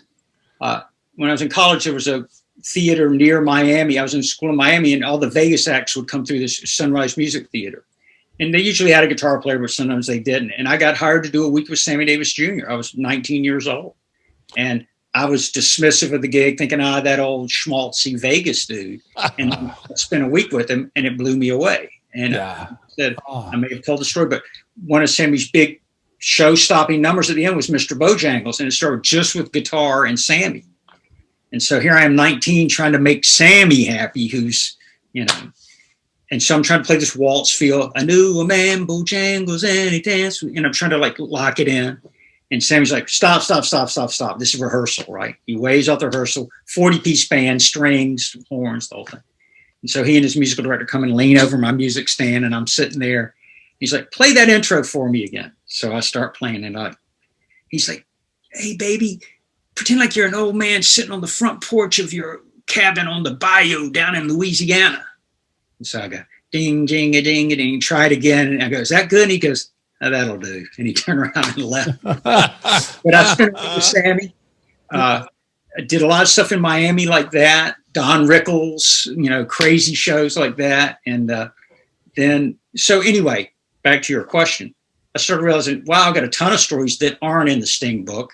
And when the pandemic hit, my publisher said, you need to be writing about what it's like to be in New York City during this shutdown, because it's a zombie town here. So I kind of just started writing and telling more stories, and the book's coming together of kind of my COVID diaries of, hey, let's think about it. And so I talk about playing in bars and biker bars with, knife fights or whatever, the good and the bad, so. What does your day consist of these days? Excuse me? What does your day consist of these days? Because a friend of mine always says, wake up and worry. I always say, what are you going to do tomorrow? She says, worry. That's, again, my wife and I laugh all the time. I had said, my friend who played guitar on Pretty Woman, who's a very established guitarist in New York, the Bryan Adams show. And he and I done School of Rock together. And I kept complaining to him, saying I wanted to retire. And one day he said to me, Jeff, how are you going to tell the difference? And I thought, you're kind of right. I never hear an alarm clock. I wake up naturally every day. I get up, I read the internet, freak out about the world's problems. Then I'll write. I'm working on my book. I'll go for a run or go for a walk, cook dinner, watch a movie, Yeah. Trying to basically kill time now. This week is 11 months since I've worked. Yeah. You and me both. What's your wife's name? Patty. Patty. What does Patty do? She's a guitar player and a singer. Is that right? Freelancer, an artist. We used to have a band together, and she still does gigs here and there. She doesn't do Broadway. I do the Broadway thing, but so that's good. And she understands the artistic nature back and forth. But so we're kind of at home a lot, hanging out. Like I said, listen to music, watch TV, read, take a nap. Go for a walk. This interview has gone on so long. It's absolutely fantastic. Charles? Yeah, just as Jeffrey is a fellow North Carolinian, I wanted to check in. By the way, you've done us proud, so thank you for that. Thank you. Wanted to see, you don't have a big accent, and I don't either, because when I was 6, we moved to Washington. But did you have an accent at some point? Well, if you ask a New Yorker, they say I do have an accent. When I go to North Carolina, they go, oh, you Yankee. They think I have a Northern accent in North Carolina. Totally. And here, if I get wound up, the Southernness kicks in. But I remember when I first came to New York and I was selling candy on Broadway, and it was mainly actors who were my coworkers. And one guy was an acting coach. He said, I can help you get rid of that accent. And I'm like, I don't want to get rid of the accent. I mean, I talk about it in my book. Southerners are usually considered kind of dumb and dim-witted or slow. Totally. So not the music business. Go to Georgia, go to New Orleans, go to Memphis. We're royalty, and Southerners are royalty in the music business. Yeah. So this is the one job you can be Southern and people don't hold it against you. If I want to get my accent back, I either have a couple drinks or I talk to my mom, and she's like, Charles, yeah, sure. I'm good, Mama. Well, it's great talking to you guys. Like I said, I can ramble on forever, but yeah, I know. Find it interesting. I could talk to you for another 2 hours. Wow. Thanks for having me. Please buy my book. Even if you don't like to read, it's an easy book to read. Do Stand So Close. It's available on Amazon. And Jeff, people that don't like to read say they love it. So Jeff, when you get your next book out, will you come visit us again? Absolutely. Awesome. Yeah. Hope to have it out by Christmas. So. We'll have links in all this. There'll be links for all your stuff off of this. So Great. Thanks, Jeff. Thank you, guys. Have a great evening. You too. Take care. Cheers. Take care. Thanks for joining us. Check out our many other episodes and vignettes for more great content. And please like, share, and subscribe, and become a member at SocialNRGpresents.com to access all our content and earn valuable energy points just for watching.